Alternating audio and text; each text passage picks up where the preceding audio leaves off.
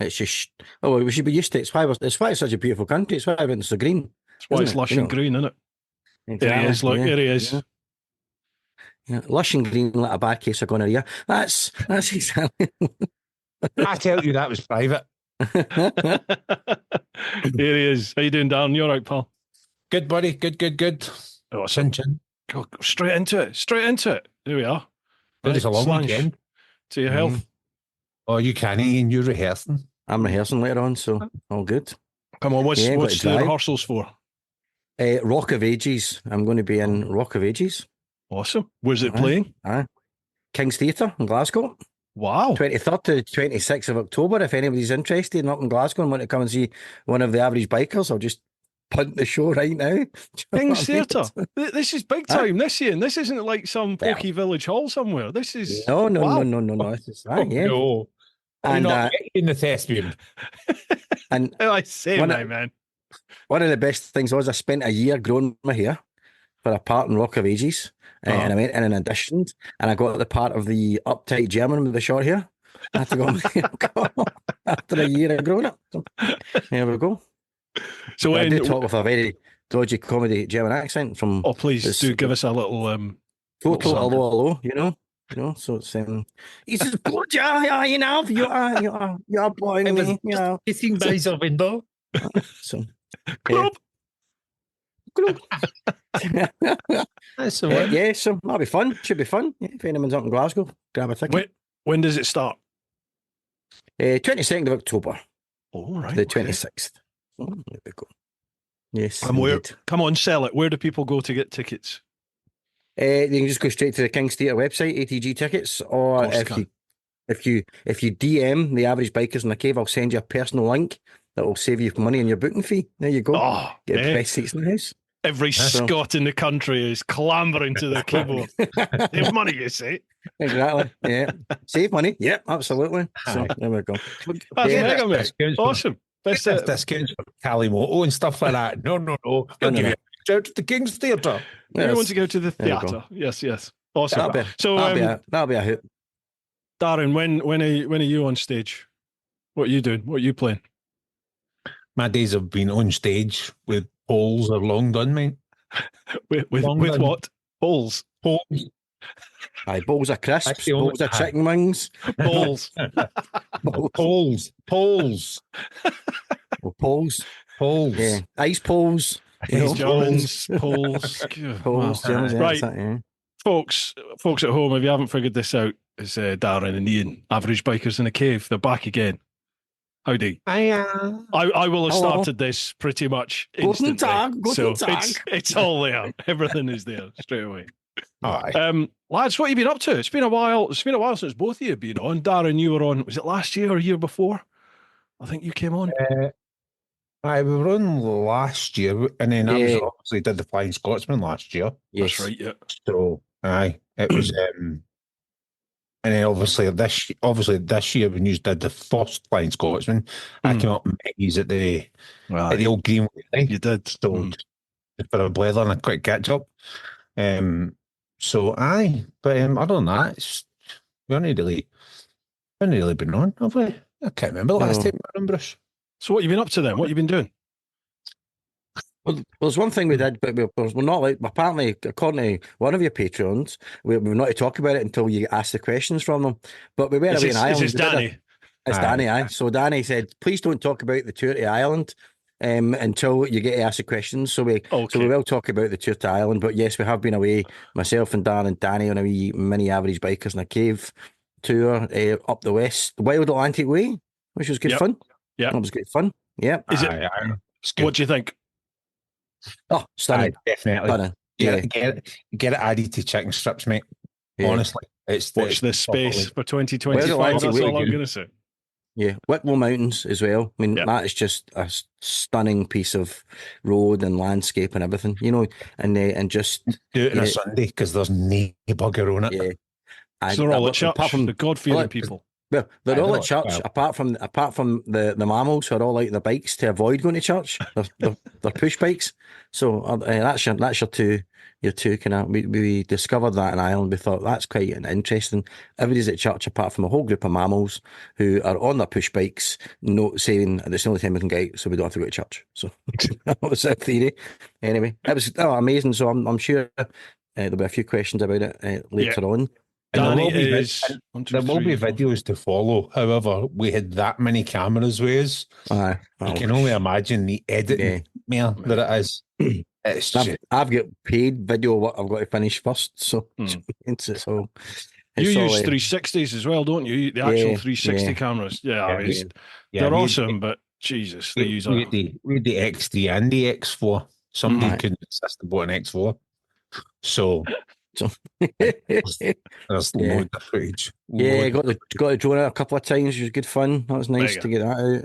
And then we get the wee mini drone that we amusingly crashed into a hedge. They smashed into a hedge on the very top right. Which one's that? The Mini 4 or Mini 3? No, the wee Hover X1. Oh yeah. What do you think? Yeah, I love it. It's absolutely brilliant. It is, isn't it? It's just you pick it up, press the button, seconds it's back in your hand, and you move on.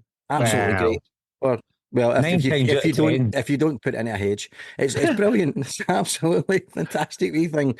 And they are talking about bringing out an X1 Pro and Pro Max. I'm on a couple of Facebook groups about it. Yeah, but which is going to give you an 8K video. Not it looks really good. But then so does the DJI Neo. Looks promising as well.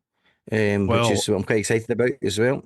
And the Mini 5 Pro that might be launching in the next month or two. No. Bruce, ask him what he's got now in the DJI world. Oh, sorry. I do, however, have a DJI Avata now. Avata 2. Did you? So, you bought one? Yes. Yeah. Well, it was a birthday present from my son. So very nice. So and I've currently just bought the manual controller. So I'm now on a simulator trying to learn how to fly it full manual, so I can just scoot it about and stuff. So. But with the beauty of the Avatar is it not? It's like one of the traditional race drones, but if you just take your hands off does it not have a mode that if you just take your hands off the sticks, it will just stop and hover? Is that right? Yes, it's got that. It's got an emergency pause button as well, which is brilliant. It's really good, and actually, it comes with the joystick, the joystick thing, which is like so easy to fly. Is it? I mean, I don't know if you know where the Barony A-frame is down in Ayrshire. There's the Barony A-frame, which is just outside Cumnock, down in Ayrshire, and it used to be a mine. It was a big A-frame mining tower thing, and it's now kind of park up there and take your dogs to walk around and all that. But I took it out there second time flying it, and I took it out there and I was flying it through the A-frame and round and spinning around. I've got some really good footage. I must put it up on the channel actually, and let you see it. But it's super intuitive to fly, and even just using the joypad, you can fly it up to about 34 miles per hour just using that. And then if you fly it full manual, it can go to about 60 miles per hour. It'll fly about that speed. So once I've got that down to, I think I need about 15-20 hours in a simulator, and then I'll be able to take it out and start flying it, and then chase Darren down. Sorry to interrupt, folks, but just a quick shout out for this week's sponsors, who are, as always, Ultimate Add-ons. Ultimate Add-ons have been back in the podcast for the last few years, and I've been using their products since probably around about 2017, 2018. They specialise in phone holders, so both the mounts that attach to your bike and the protective cases that your phone goes in. Now, these cases are shockproof, they're dustproof, they're the perfect things to put your phone in whilst you're on the bike, and even if you do have a mishap, your phone is nicely protected inside that case. You can still use the phone, you can still use the touchscreen, you can even still use the cameras. They do a wide selection of mounts. I use the ratchet strap, which is actually in their cycle section, but you can pick any one you like for your particular bike or a generic one. It's up to you. Ultimate Add-ons are also doing a number of other accessories, things like action camera mounts. They're also now doing heated grips. They do things like a balaclava, USB, USB-C, power adapters, lots of different things. Head to their website, check out the products, and if you use the code TeapotOne with the number 10, TeapotOne10, then you will get 10% off. A massive thanks to Ultimate Add-ons for all your support. And a massive shout out to all of you over in the clan, over on Patreon, patreon.com/TeapotOne. I literally could not do this full time without your support, folks. So thank you from the bottom of my heart for going that extra mile with your support. You're also the backbone of the Brewtime podcast with all your questions. So keep them coming and we'll go from strength to strength. I was going to say, what's your plans with it? You're going to start doing like follow shoots with the bikes and stuff. Yeah, Well, so I think when we kind of no first started the channel, but maybe about 6 months in, we did a whole kind of promo intro little kind of video thing, storyboard video thing that we did, and we took it and we spent all day kind of doing the us leaving, us going up into the hills and all that kind of stuff, and shot multiple different views.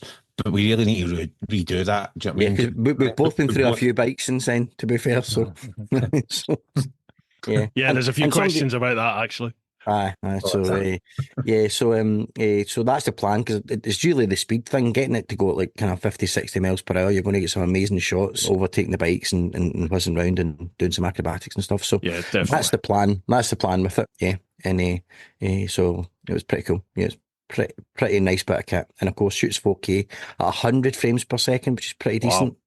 Yeah, so you can get some really nice shots that we can then just slow right down, super smooth and stuff. So yeah, that'll be really fun to do and use.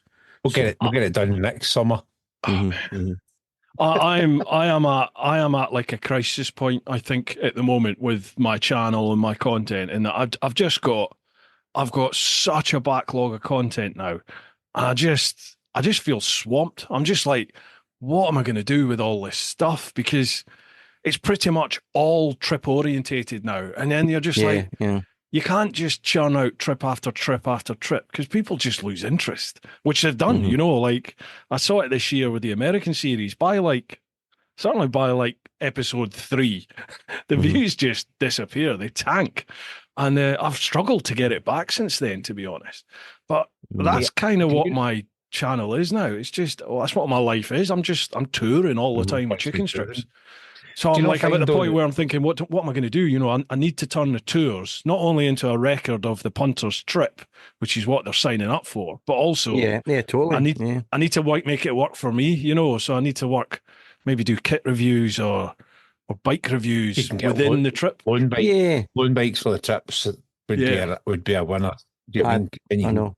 It's usually gear reviews. Get yourself a Krieger rucksack and wear it for the tour and the trip and talk about it and see the practicality of that kind of thing. I've been wearing them for 14 years.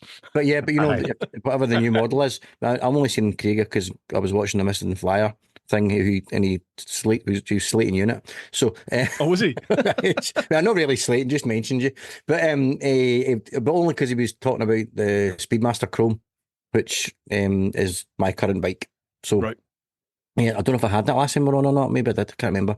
And I was curious if the things he was talking about were the kind of one or two wee things that, because he loves the bike and I love the Speedmaster, but there's a couple of things that annoy me about it, and one in great detail when we talk about Ireland, we'll tell you a lot about what annoys me about it. But just things like it's a big chrome tank, trying to keep that shiny and clean, and it's already covered in scratches. Do you know what I mean? And I'm not, I don't even know where they've come from. I've been super careful and it's just super hard to maintain. But yeah, but he'd mentioned about content and getting content out quickly, and then he mentioned your name for some reason. Can't think why.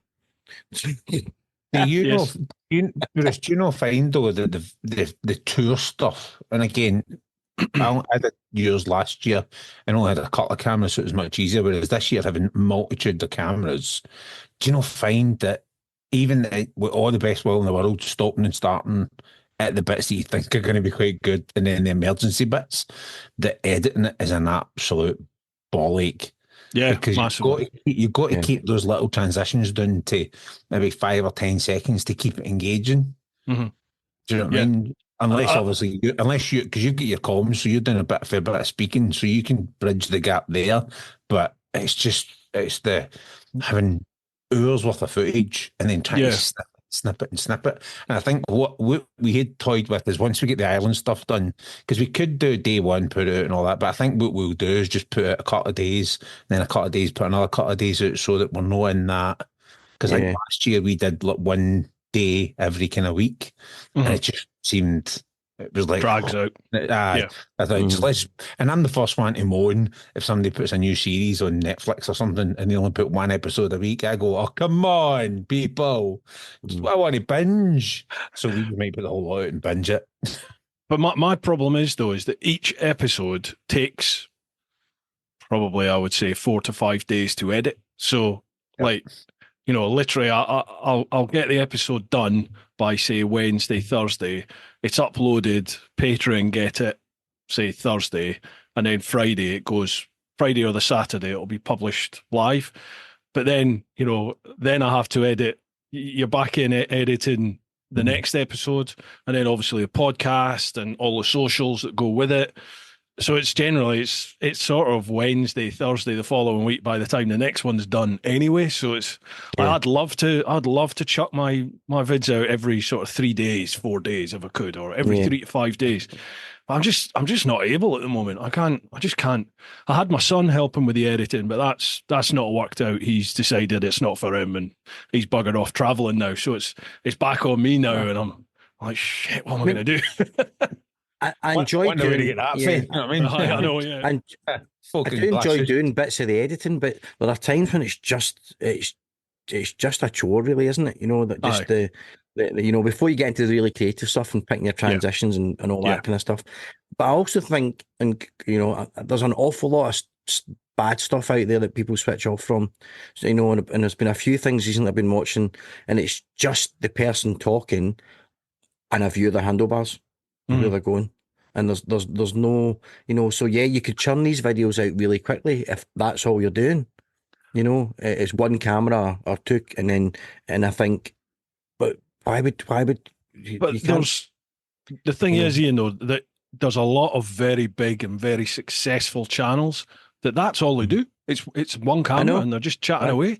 So that format obviously works. I think it's down to the person, isn't it? It's down to the character and, you know, the vibe that you can create in that, whether through it's your commentary or through the edit or somehow. We did joke at the start of the year, didn't we? We said, oh, we'd love to do some sort of kind of like featurette thing, like do something that was like sizable. Do you know what I mean? Like a good 40, 50, maybe even an hour long kind of movie style thing, because obviously, you mean, Iain loves editing. But it's just, it's then the time to get it done. It's just, you know, I mean, it just, I think the other thing is you say, you hit that, you said right at the start, you kind of hit that moment where you go, and your momentum goes and your motivation goes. And I think we've had that literally just there. We're going to record episode 50, our 50th episode. Some point, next one. Some point this weekend, hopefully, depending on how drunk I get at Thunder. But that's been weeks. That's been weeks since about months, because we had that big lull where work's a bit busy. Iain had paid stuff. Then Iain had rehearsals coming up. Then the weather's been so shit at the minute. It's a nice day. You're like that, both away on the bike, because you don't know when you're going to get your next day. And it's just like, and then it comes to sitting to write it, and you go, God, I can't be bothered writing this. And then you get distracted because you then go into the world of YouTube, and then you go down that rabbit hole and you start catching up on other things you haven't seen. And it's just like, you then kind of go to force yourself to get there. And it does feel a bit chorish. Because you're sitting there having to go, I need to put this out. Even though there's like, for us, there's like loads of news and stuff like that, because there's been loads of things happening in the last kind of 6 to 8 weeks. But we were normally quite kind of, the minute one's done and out, we'd start kind of keeping our eye and start taking notes on the next one so that we were kind of prepared. But it's just fell by the wayside. And I think it's just that lull that I think everybody goes through at some point. Yeah, definitely. And we're not doing it from a monetary stance. So you get less of a motivation from that point of view, you know what I mean? So I think that can sometimes be the curse of it, as much as it's great because we just do it because we love it, and you know, we've always said if we get one listener we will put out a podcast, because if there's one person willing to listen to our rubbish, then we're over the moon, and we'll happily talk. But I think, you know, so I think that's another thing. You go, actually, I've got work now, and you know, and I was away on holiday and those kind of things. So it just doesn't. It just sometimes you just hit that real dip, you know. So you went to the Olympics, didn't you? And then had tickets for the women's beach volleyball and decided not to go. What? It was logistically just not possible to do that and go to the other stuff. It would just, and one thing had to go. And You put on unfortunately, a list, Ian. What did you do? I was put on a list, yeah, and a bit like something that one presenter. I don't know what he's done today, but somebody's been sacked from the One Show. So, he's at the Jermaine guy, the footballer guy. He's just. Oh, do you mean Janus? Yeah, he's been sacked from the One Show for his conduct. Don't know what it is. I see. Really? Have a look at that, innit? Yeah, I don't watch TV. I don't listen to the news. It's great. I live in ignorance. It's awesome. I love it. And we're also sponsored by the Influencer Store. Now, I've got some blurb to read out for them. The Influencer Store helps you build your brand, big or small, providing you with a solution and apparel. We help you to increase your fan base while supporting you with starting your own influencer clothing line with nothing more than just an idea and a design, and there are no hidden costs. For more info, come check us out at theinfluencerstore.co.uk or drop us an email at online@influencerstore.co.uk for more information. Now, all my current merch over at TeapotOne.com, that is all handled by Roger and Charlotte and the family over at the Influencer Store. So thank you for all your support. And lastly, a big shout out to all of you who are either watching a podcast or listening just now on your platform of choice. If you can share with your mates, tell people about the podcast and help spread the word, that really does help. And if you're listening on things like Apple Podcasts or Spotify, if you can follow and leave a review or rating, 5-star is preferable, of course, then that would be absolutely fan-dabby-dosy. All right, folks, let's get back to the podcast. Yeah, have a bubble and just stay within the bubble. It's perfect. Yeah. So, but yeah, no, so I was supposed to go to beach volleyball, but it just wasn't practical. So, because we were so far out of Paris, it was such a chore to get in and out of Paris for us. And the beach volleyball was at 9 a.m, and I was drinking the night before. So, just I would have found a way. Exactly. Wild horses. Exactly. So I would have camped out under the Eiffel Tower with my drink. However. Right, gents, we have got some questions to be getting through over on Patreon. So how about we crack through them? Because I'm very intrigued about Danny's question, but Danny is quite far down the list. So we might have to. I might bump Danny up the list because I'm eager to chat about this. Danny likes getting bumped. Yeah, enough. Right. Head across to the clan. So it's patreon.com/TeapotOne. First one, Biker España. How you doing, Chris? Hi all. Hola. Question 1. What, in your opinion, is an average biker? Oh, that's a great question. That's a brilliant the first question. There's usually a warm-up. Do you know what I mean? Me? Go. Me? Just me. Just, and you, and Darren, and, everybody, if you get on a bike, you're an average biker, Absolutely. Any biker's an average biker. Do you know what I mean? Again, if you look at stereotypical average biker, we're usually slightly on the round side. Yes. And I'm speaking for him. Full-bodied. Or him, hers and these. Mm-hmm. You know what I mean? But everybody's an average biker. I don't even know why we call them average bikers. I think it's just because we were just like, we don't get our need in and things like that. We don't drive silly. Yeah.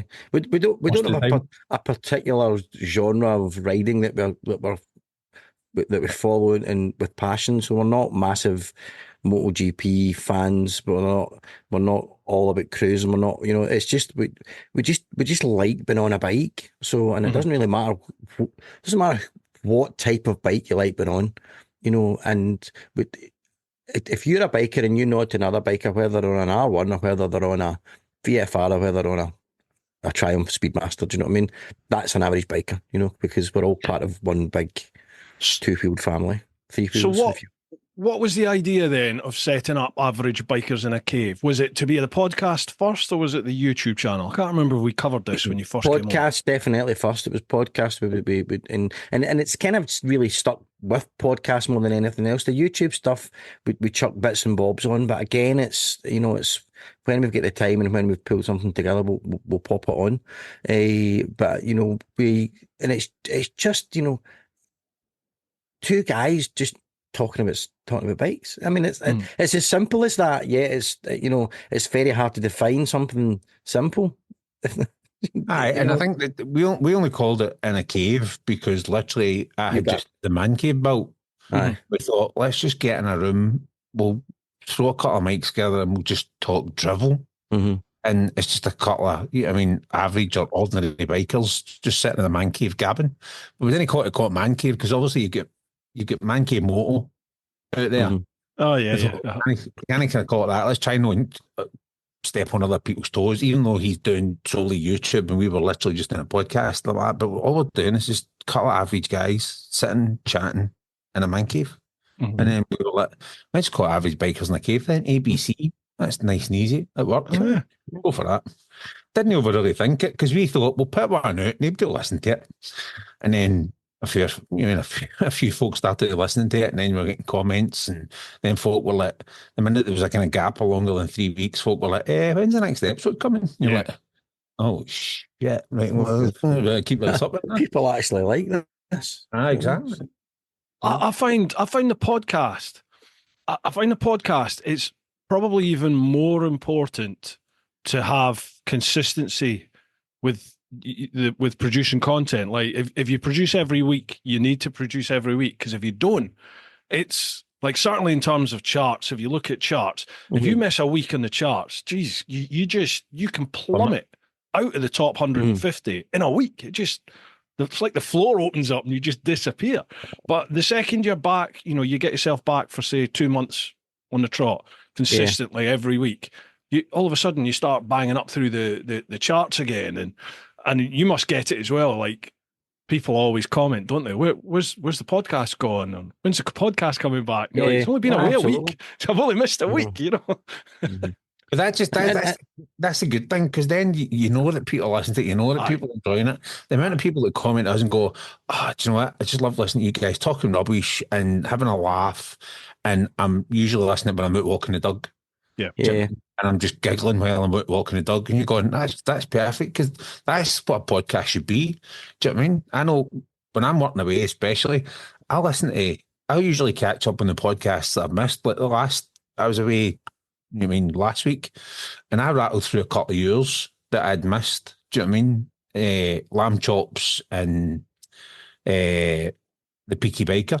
And I just rattled at 2 of them, just literally in a couple of days, just walking back and forward to work. Yeah. It's dead easy. It's an easy medium to just ears in and listen. I'm the same. I do it on the bike. I don't really listen to much music anymore on the bike. I just whack a podcast on and I just have that playing whilst I'm out riding normally. In between filming stuff. That's what I do. Which takes us neatly onto Chris's second question. Comms or no comms on a group ride? Comms.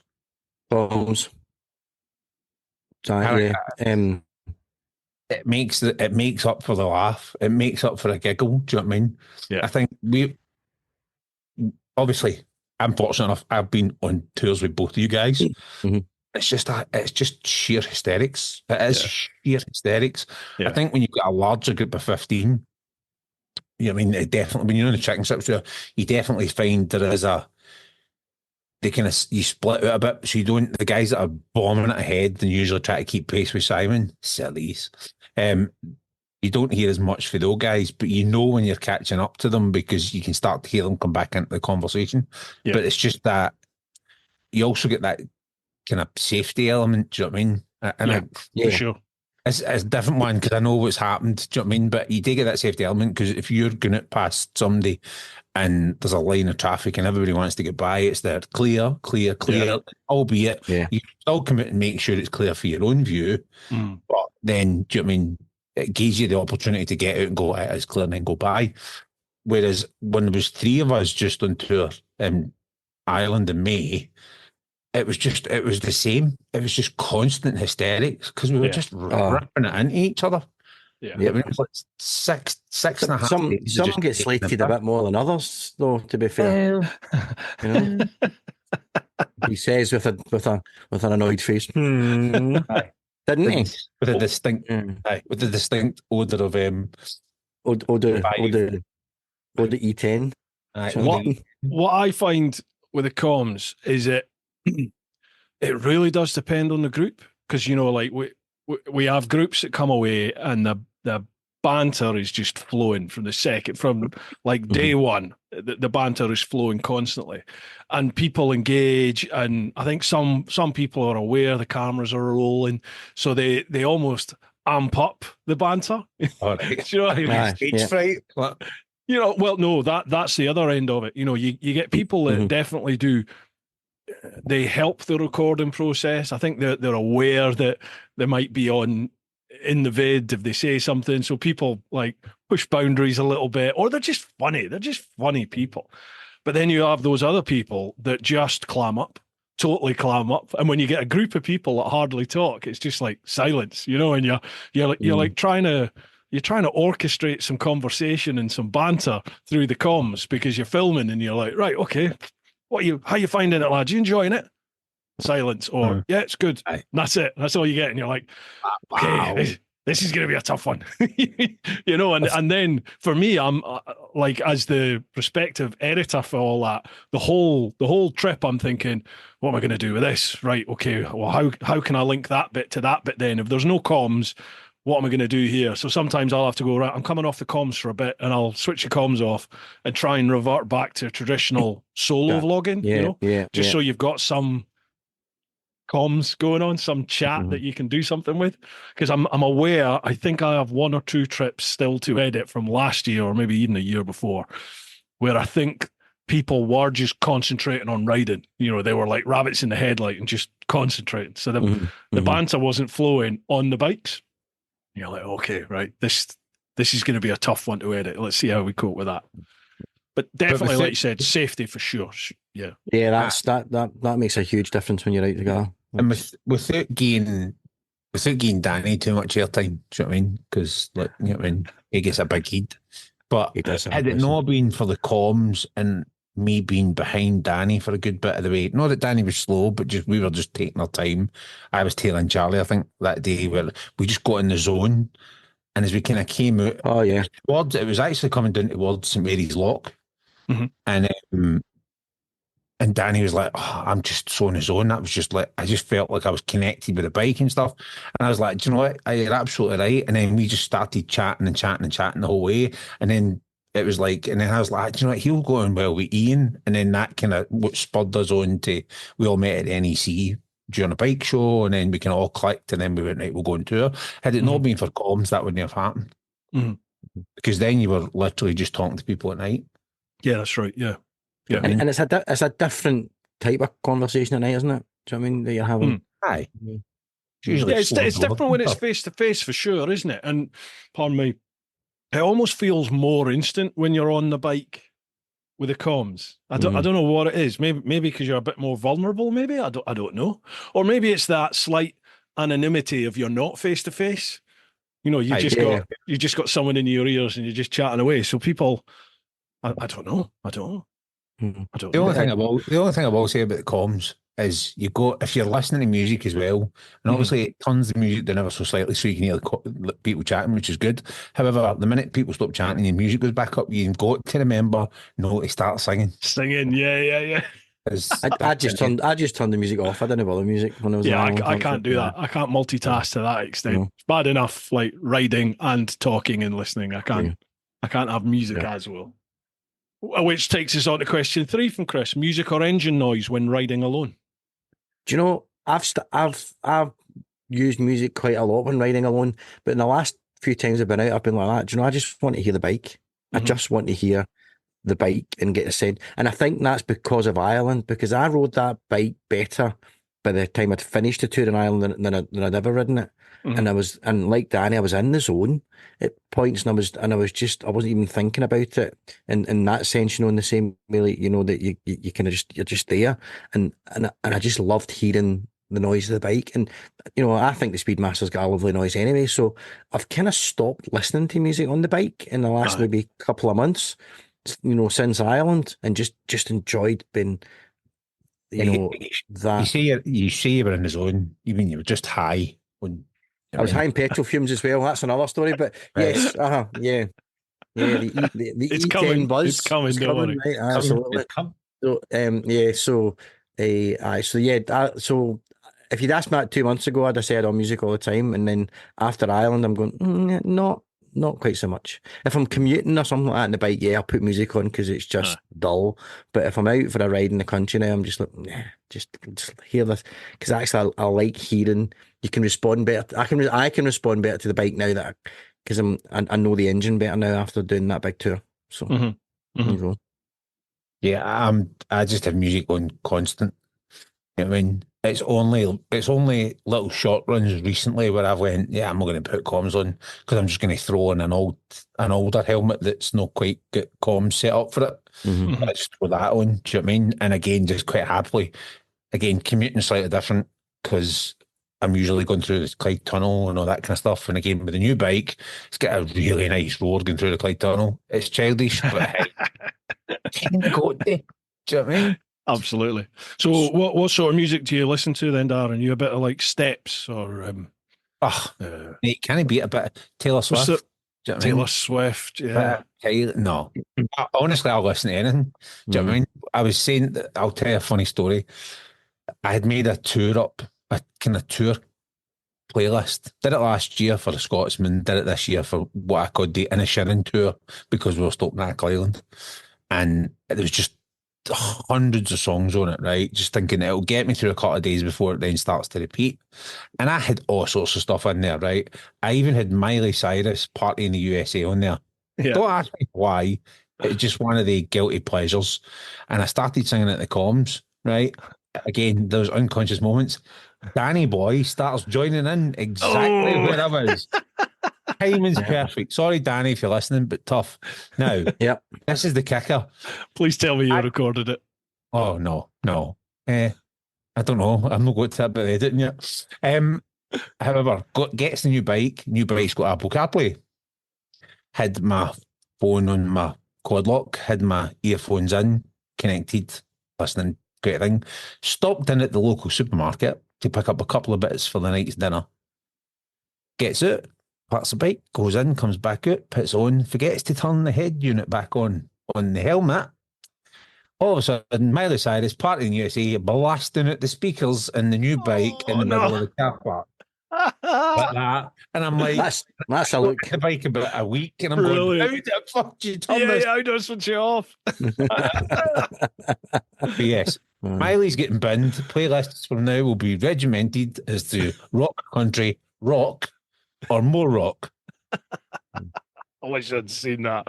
Please tell me somebody film that. I wish. Somebody's filmed that. Please put it on our socials for shits and giggles. Awesome. Right, cheers, Chris. Thanks for those questions, mate. Next one, Mark from Leeds. Mark from Leeds. Evening, gents. If you can pop with the host, you'll have a great time. He's getting a little bit too wide, is Mark. Do you know what I mean? He's getting a wee bit too big for his boots. We have to smash him back down, I think. You may not be aware, but Bruce sort of came up with my YouTube name, amongst others, which I'll not mention. But I bet the big Yeti will be giggling like a girl wanting to tell you. No, Mark, I'm not. I don't care. I digress. My question is, how did you come up with your YouTube name? Cheers. Well, we've just covered that, haven't we? Average Bikers in the Gaff. Yeah, we have, yeah. Sorry, Mark. Yeah. Sorry, Mark. Never mind. Shit question. Bye. Next one, Louise Worsfold. He'll be gutted. Absolutely gutted. Louise Worsfold. Evening, gents. Another question, re the ice hockey gear on the wall. Do you take after the Mighty Ducks or Happy Gilmore? Do you have an NHL team that you follow, and why there? Tough call. Mighty Ducks. Yeah. Happy Gilmore. Happy Gilmore's just a classic. Shooter McGavin. Can he beat that? In terms of team, yes, our local team is the Glasgow Clan, who are in the elite league, which is kind of Britain's number one league. You say that with a pinch of salt. Do you know what I mean? It's Britain and it's ice hockey, but that's the kind of local team. There's obviously other teams closer by and stuff like that, but Glasgow's a kind of big team. So yes, we do follow them, as well as our NHL team, which is split in our house between the New York Rangers, the Winnipeg Jets, and the Pittsburgh Penguins. Blimey. Yeah, and I'm a Maple Leafs follow the Maple Leafs, because the first ever ice hockey place I've been to was a tour of the stadium at Maple Leaf, so you might as well pick the team that you've first been kind of exposed to years and years ago when I went to visit Toronto. Absolutely. And also, I think the Maple Leafs kind of epitomises your typical Scottish sports fan, where you had a tiny wee bit of glory back in 1967 or some point, 67 Scotland got to beat England, didn't they? And technically were top of the world because they beat the World Cup champions holders at that point. and I think 67 or was it 69 was the last time the Maple Leafs won the Stanley Cup. So it's probably the most Scottish supporting team, and there's been hope and disappointment ever since. With the Leafs. The old hockey memorabilia in here is for it's for the chop. We're going to revamp it here. I'm going to make it more bikey orientated because I've started to collect a whole bunch of stuff relating to the bike, so the biking stuff's going to start to come up the wall now. I've already got a helmet up there, and then an average biker's t-shirt somewhere. So it's going to get repurposed. But that was built, and the hooks and all that were built purposely for hanging anything up there. It didn't have to be hockey related, so that I knew at some point I would change because I knew I would get fed up looking at it. Change the set. So yes, we enjoy, but it's going. How often do you get bored with your setup? I'm terrible. I am terrible. Literally, it's like a month and I'm like, I need change. You mean your techno? That's us with bikes, Bruce. Do you know what I mean? It's like a month and never had a new one. I'm like that with life, to be honest. I need constant change all the time. That's me with drones. I just get bored. What's that? That's me with drones. Just get a drone. Our camera. I think some gear you always want the best of stuff, and I'm kind of now thinking to myself, there's a Mini 5 coming out, you know what I mean? But that Mini 3 Pro does everything I want it to do. So why would I do that, But I'm still in my head going, what can I sell to get one? So but in terms of because I think we're more podcasty and audio than visual, I'm not bothered about the kind of the backdrops and all that kind of stuff, but I do just like to change things around. I can't, I can't. Just every few days I'm looking at it and going, I'll move this or I'll move that, So I'm redoing this office at some point, like repainting it. I think all of that's going, and I'm going to replace it. I need, like, if you could see the state of this office, there's just key everywhere. There's cables, cameras, kit, just. It's all over my desk. It's all over the floor. Everywhere you look, there's stuff, and I can't operate like that. I think that's part of the reason why I feel so swamped and can't. I don't feel like I can get on with anything just because I'm like drowning in all this cake everywhere. It's just noise around, isn't it? It's like I can't concentrate because there's just so much stuff. Yeah. But I've got nowhere to put anything, and it's just like, shit, what am I going to? So I think I'm going to have to get like some sort of big units that I can just chuck everything in and shut the doors so they're, out of sight, out of mind kind of thing. I think that's going to be the plan. Just put it all in there. Aye. And then you'll go, where did I put that camera? Yeah, that happens now, man. I'm like, I need to get I need this. So I'll go on Amazon, next day it arrives, next day delivery, it arrives. And then like a month later, I'll be putting something away and you find the same thing. You're like, I didn't know I had one. You've still got it. It's in there somewhere or under a mound of stuff. Yeah. So I've got a unit up the back. You can't see it right now, but it's essentially big double doors and 3 big drawers, and that's exactly what I do. Just chuck it in. It'll lie on the pool table for long enough, and then it just gets swept into that cupboard, and it can lie in the fucking cupboard. If it lies there for 6 months and you don't use it, you might as well. Might as well eBay it.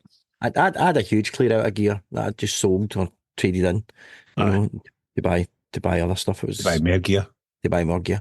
I'm doing that. I've got a stack load of stuff that I need to get rid of. Like I've got the old Pocket 2, the original DJI mic. Jesus. Sound recorders. I did a whole an old drone. There's just all sorts of key through there that. My old Canon camera, the old 750D, I've got that with lenses that I just don't. You don't need it anymore. Phone does everything, doesn't it? So yeah. It's so easy. There's a whole pile of companies that'll do that for you now. Now you can obviously go through the hassle and the eBays and marketplace and all that kind of stuff. But I just use is it MPB? I just use them, and I know I'm probably not getting. MPB just trading all your old stuff, right? And yeah, you maybe not get as much money as you're going to get selling it privately, but you just put it in a box, they send somebody around, they pick it up, they check it, and the next day the money's in your bank. Dead easy. Wow. Dead easy. Yeah. MPD. MPB. Right. Yeah. Aye. I need to look at that then. Never had any issues with them. The as long as you're honest with it, with the quality of your kit, they'll be honest with a price, and if you like the price, they'll take it off your hands and you get it next day. Very good. That could be a lot of grief. That could be save me a lot of grief. Yeah. And the only thing is if you get kind of obscure stuff, so like they wouldn't take my drift, for instance, and they wouldn't take my Insta360 stuff. Funnily enough, that was a bit weird. But DJI stuff, Canon, Nikon, all that stuff, they'll take that. Sigma, Tamron, all that, any of these kind of things you've got, all recognised big names that they know they can resell on.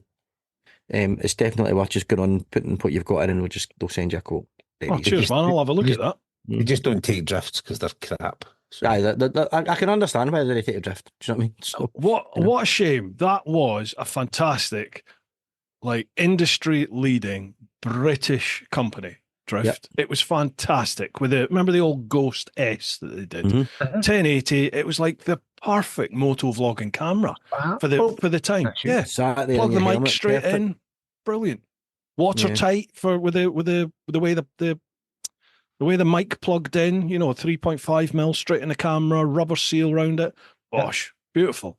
And then they came out with that 4K key, and Jesus, it just nosedived. Was it when we had the XL? The 4K, I had the XL big battery. The big battery, and you get the wee battery spare with it, and it was just terrible. Terrible. Man. It was just and even just to be innovations of turning the lens round. So if you were being at the edge of it, some really nice wee bits, and then it just. Well, they sold it, didn't they? They sold it on to an overseas company who then sold it to someone else, and it's just shite now. Yeah. I had a little rant recently. Yeah.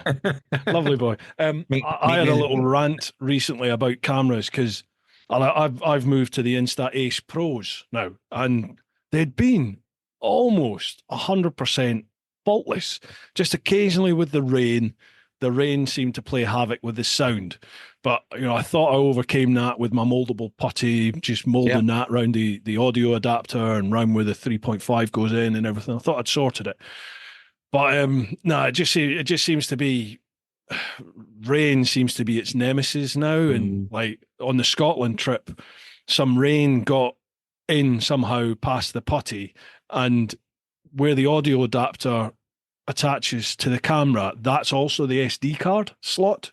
Right. Why they didn't put it in the battery side like the X3, X4? Put it underneath so that it's so it's at least under like a water it makes no sense. Rubber barrier seal type thing. So as soon as water gets in, it corrupted a couple of SD cards, and I was like, no. So I don't know if I can rescue that footage or not. I've tried rescuing it with the software I've got, and it's no good. So I'm like, fuck, I have to try and rescue that. But yeah, I just had a rant because I was like, none of the cameras, GoPro, DJI, or Insta, none of them are 100% at all. I think the DJIs, if you use the wireless mic as a solution, that seems to be brilliant. But then you can't record the comms. You can't record the comms. Well, you can if you use an external sound recorder, I suppose, and do it that way. But then you've got the DJI mic, the camera, the external sound recorder. It's just a pain in the arse. And same with the Insta, you can use that DJI wireless mic with the Ace Pro now as well. So I thought, right, I'll bite the bullet and I'll buy I've got the old Zoom F2 sound recorder because that's what everyone says. That's what we use. So I bought that, but you can't record the comms with that because it's a mono audio input. It's not a stereo input. So I was like, that's not fucking use. But then I thought, I've got it all out here on the desk because I've been testing it. I've got the old, the Zoom H1 handy. Yeah. Oh, yeah. Well, that's a stereo input. So I've tried that, connecting that up to, just the normal 3.5 mil stereo output I've got from my helmet. And it does. It picks up both channels. So it picks up my lav mic and it picks up the output from the comms. So that's going to be my next port of calls, testing that to see if that's going to finally work. But it's still not it's still a workaround, isn't it? It's like, how hard can it be? Somebody needs to come out with a shit hot camera that you can literally plug into. It's sealed tight. Yeah. And you can just plug comms or Bluetooth your comms straight to it and record comms. Somebody needs to do something. Do you know what I mean? Somebody, please, somebody do it. Yeah. What if you're listening? Please do. There's whispers. There's a new GoPro coming out. It's due very, very soon. I've seen that. Yeah, it is. Yeah, yes. I think there's a 13, and then they're calling. There's another one. There's I think the light version is called the 13. I think, and then there's a name for the all singing, all dancing, or it's the other way around. There's a name for the light version and the 13s. But I mean, they're in perfect. They're not perfect either. It has to be though for GoPro, doesn't it? Because they've kind of slipped right behind it. So, why? Yeah. Who knows? I'm just going to go on mute for a second, blow a nose. Apologies. No bother. The thing is, we'll all go out. I mean, I will. They'll release a new GoPro. I'll buy it and try it. And I think there's going to be so many people out there that'll do exactly the same. They'll buy it and try it and see. But well. Anyway. Happy Gilmore. Are they bringing out a new Happy Gilmore? Is that right? Did I hear that right? I'm sure I've seen something about that, yeah. Social media's got something about a new Happy Gilmore coming, but I always take social media with a pinch of salt. Do you know what I mean? Because you just don't know. There's so much fan-made stuff now that you look at it and go, is that real? Is that not real? And then, of course, it was the kind of anniversary of it, kind of big anniversary, 30 years or something like that, one of those kind of things. So, and there was bits and bobs like Adam Sandler and the guy that plays the baddie in it, I can't remember his name. Scooter, what was his name? Anyway, Shooter McGavin, right? And they were having a bit of banter across to each other and that kind of thing. So, so I think it was one of these media storms that's going. They're going to do another one. Who knows? I would love them to do another one. I love that film. But Adam Sandler was on Rogan recently, and I think he was talking about it on that. I was listening to the episode when I was riding back from Scotland last week. And I'm sure he was chatting about, Happy Gilmore too, I think. Yeah. That'd be good. As long as they don't wreck it. As long as they don't wreck it. I mean, could they make that kind of film these days? That's the thing though. Everything's so woke these days. Could they get away with it? Have you seen Death of Wolverine? I don't know yet. Good point. No, I've not. No. That's on the list. I can tell you they can get away with it. If that's the case. I can't wait to see. I love them. Can't wait to see it. So good. Right. Louise has another question. Long-term ownership on the Pan America. What's it like and what problems am I looking at after a few years of riding? I've not owned many, but it's the best bike I've ever owned. Like every other bike at a minute, depreciation. Yeah. And that's just not a Pan problem. That's a massive problem across the board. Do you know what I mean? Like take the 1250 GSA. Markets fell out of them. There's so many out there second hand. If you go to trade one in, you're getting peanuts for it. My wife went to look at trading in her year-old Ninja 1000 SX, the performance tourer. So it's got everything for lack of profit, the whole shooting match. She's losing about $5,000 on it. Jesus, really? Second-hand market's plummeted. So as long as you're fully aware of that, then fine. In terms of the Pan, I love the Pan.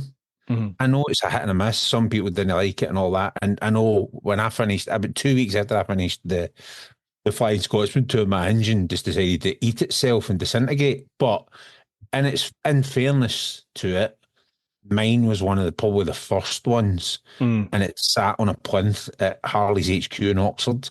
And because that was the spec and colour I wanted, my salesman had to go and speak to the guy at head office and ask if they would sell it.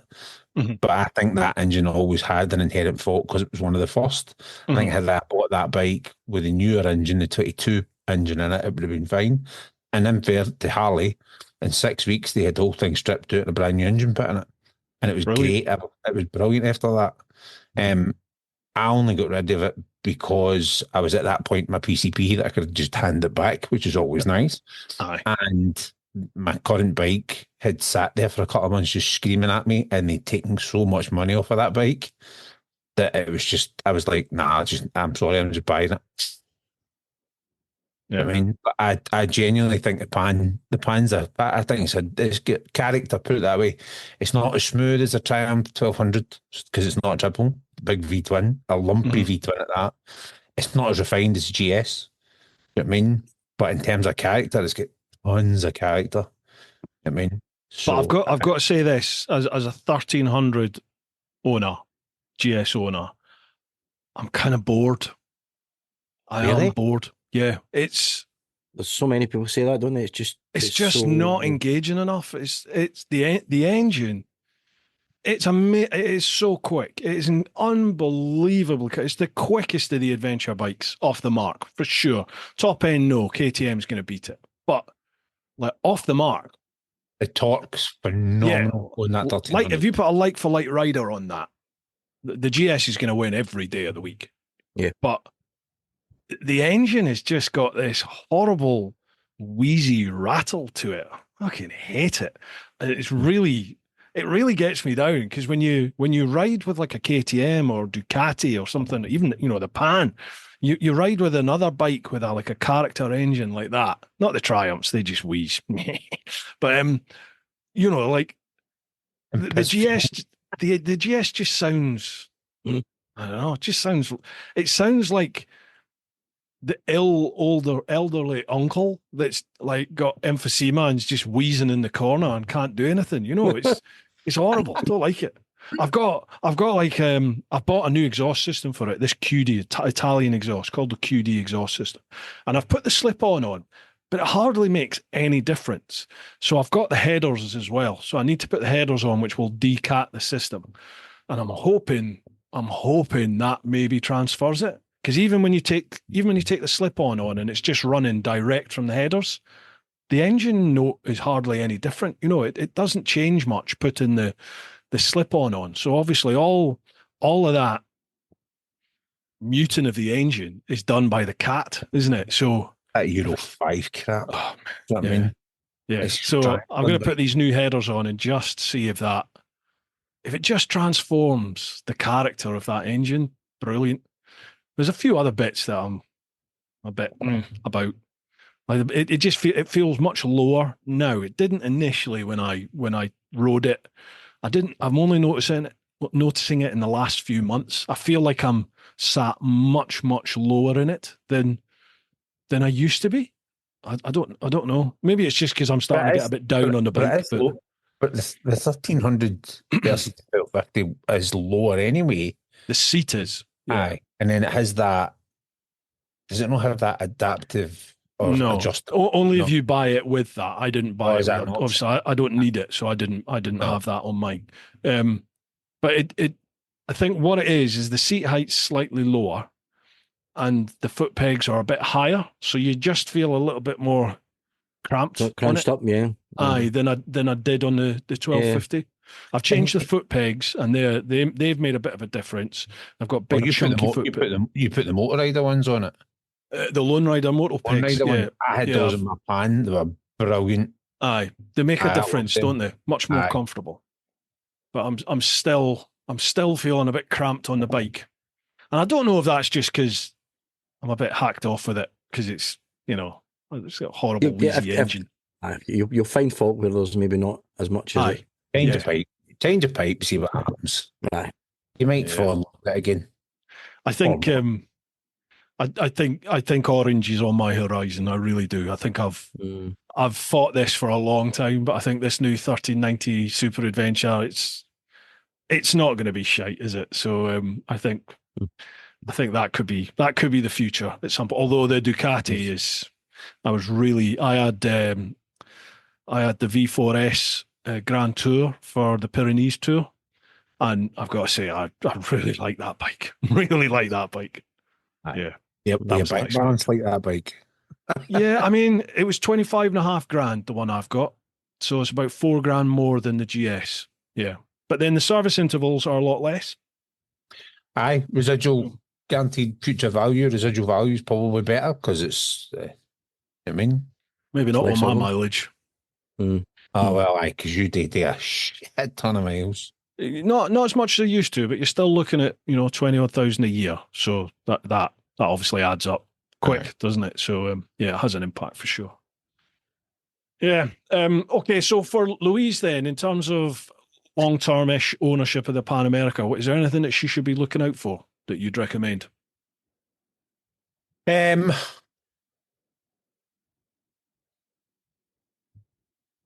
don't think so. Do you know what I mean? If you can get a decent 23 plate, don't get me wrong, she's going to buy a brand new, wait for the 24s. I don't think many dealerships have got the 24s because they've still got a rake of 23s to sell. So you may get a really good deal on a 23. The 24, she's got one. She's bought one. She bought one.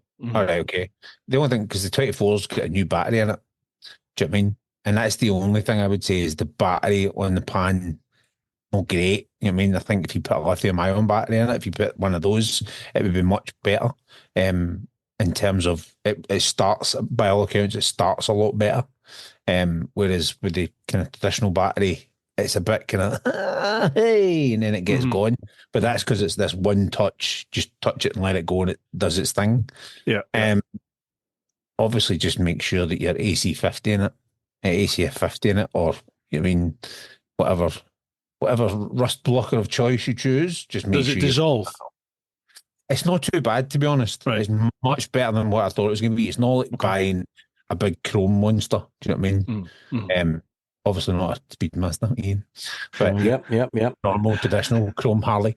But no, it wasn't. Honestly, it's not too bad. It's just little things like see where your mirrors attached to the actual bar itself. There's those two little nuts. Those were starting to kind of go a wee bit, but I'd done about 8,000 miles on that and had it for like 2 years. So it's like, I mean, you can expect wee bits like that. The rest of it was fine. It wasn't any, you know what I mean? So that's the only thing. But I mean, if you don't look after it, my spikes will rust at some point. Of course, absolutely. That doesn't sound too bad at all, Louise. So I look forward to seeing it. Louise is coming away with us to the Alps in September. Lovely, enjoy. Yeah, so, nice. Yeah, can't wait. It's going to sound awesome. No, I will say though, the hills. Louise, if you get the original Scotchers or whatever tire of choice was on that bike, honestly, the Brucey boy put me on to the Dunlop, the Trail Max Meridians. See when the Pan totally transforms that bike. Does it? Makes it so much stickier. And the Michelin tire's not a bad tire, but it's not until you put that on it that you realise that it has got more grip in there just on that. So can highly recommend sticking a set of those Trail Max Meridians on there. But Louise, do not then go on about it for the whole tour about how good your tyres are, because it does get just a wee bit too much at times. In my defence, put them on and enjoy them in silence, would you? You know. In my defence, Daniel, Dave, and Lewis, I was high on fumes because I was sat behind you. That's true. That's fair. Fair point. Right, come on, we've got to get to that story. Right, I'm gonna bypass the next couple of questions. I will come back to them. So we'll go on to Danny Seaton. I'll not ask too many questions, though I have several for both average boys. Maybe to start a conversation, you can ask what Ian loves about the smell of petrol and his fantastic control of drones, and ask Darren about a spiritual awakening in Galway. Look forward to seeing all three of you soon. Come on then, petrol story, let's have it.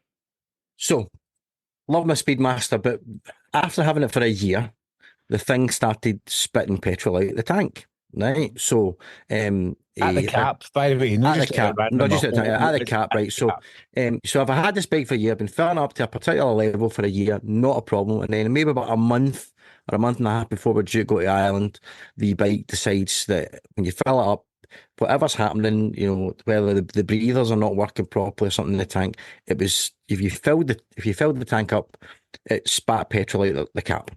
So it was like Dante's Inferno. Aye, so and it was like all over so it's pouring over my nice shiny chrome tank, so you can just imagine that. So, and I didn't have time to get it replaced under warranty. It did get replaced under warranty eventually, but so every time, and my biggest gripe of the Speedmaster is the size of the tank. It's got a very small tank for a bike that you can that's comfortable when you want to go long distances on. You get about 100 odd miles out of a tank. Sheesh. It's not. Yeah, it's really, really, 15-litre tank. It's a 15 litre tank. So you're filling the tank up, and we're about and I can't fill it to the top because it's going to pish petrol everywhere. It's so a 14-litre tank. Yeah, so it's a 14 litre tank. So every time we pulled into a petrol station in Ireland, I had to eyeball it to get it low enough that it didn't spit out, and more often than not, I got it wrong. So literally, or I got it just about right, but it was one of those days where you then put your petrol in the bike, and then you were starting and stopping for about a mile in the heat, or going up a hill, or down a hill, or up a hill, down a hill. Yeah, the minute you could, if you could just pull away from the petrol station and get 3 or 4 miles on the flat, you were okay, and didn't stop. But the minute you had to brake suddenly, or you had to tip the bike, you had to go up a hill or down a hill, the thing just started absolutely tanking petrol to the point that the guys behind me were smelling it for probably for the next 10, 20 miles. We just smell of petrol, the Triumph were great, and they took it back in, and they replaced the cap, but kept the key barrel, so I still had the one key, and I put it back on. Guess what? Didn't work. Right, so it's still spitting petrol. They then said, well, it's because the seals in the key bit were knackered as well. So they replaced that, and it does now work, and doesn't spit petrol. But if I overfill it even a tad now, it will spit petrol again. So I'm kind of falling a wee bit out of love with the bike, because I don't know, and Triumph, when I went to Triumph, they did say, look, Ian, you're overfilling the tank. I mean, well, how come I've been overfilling the tank for a year and nothing's happened, and now this is happening? So how you kind of just start to lose a wee bit of trust in your bike, because of it, and I love the bike. I absolutely adore the bike, but this one wee thing's just this wee shadow. I mean, how can you overfill?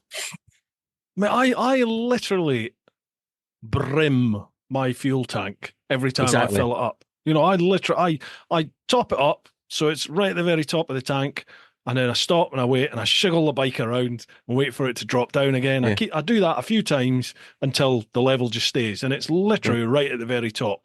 Yeah, and 20 years of riding a motorbike, and I've kept it. That's the level I've put in all my bikes. And of course, I had a Triumph Street Cup before I had the Triumph Speedmaster.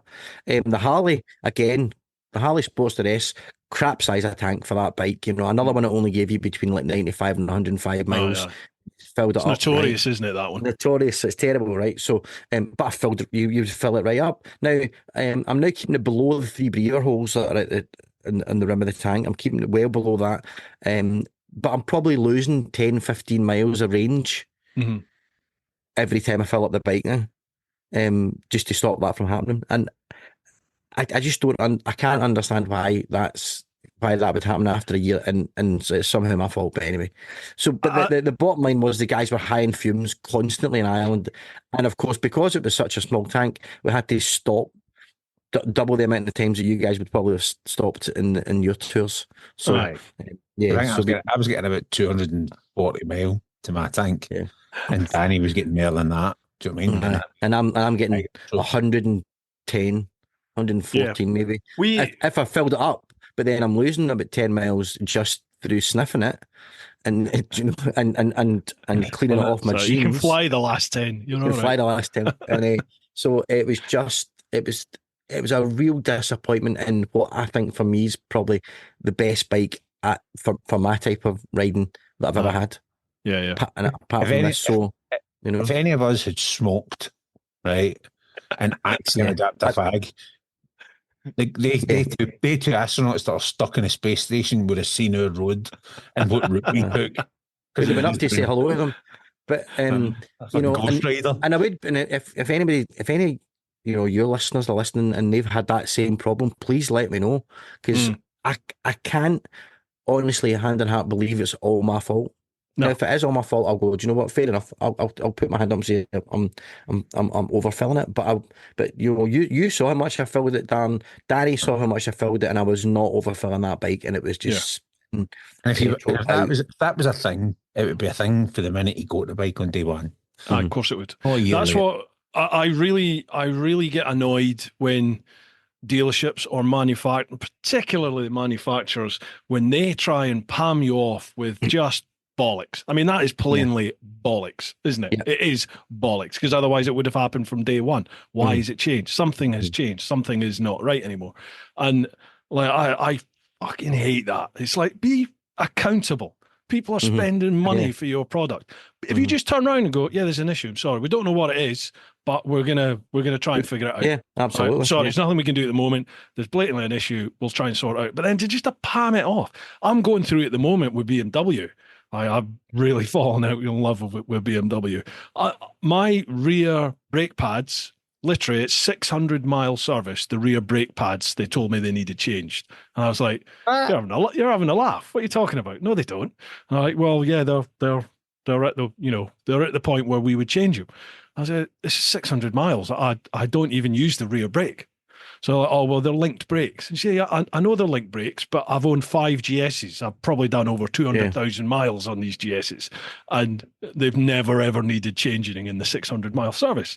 So I didn't change in there, and they had to be changed at 6,000. But at 6,000-mile service, the first proper big service, the first main service, they turned around to me and said, oh, your rear brake disc is low. It's on the warning markers.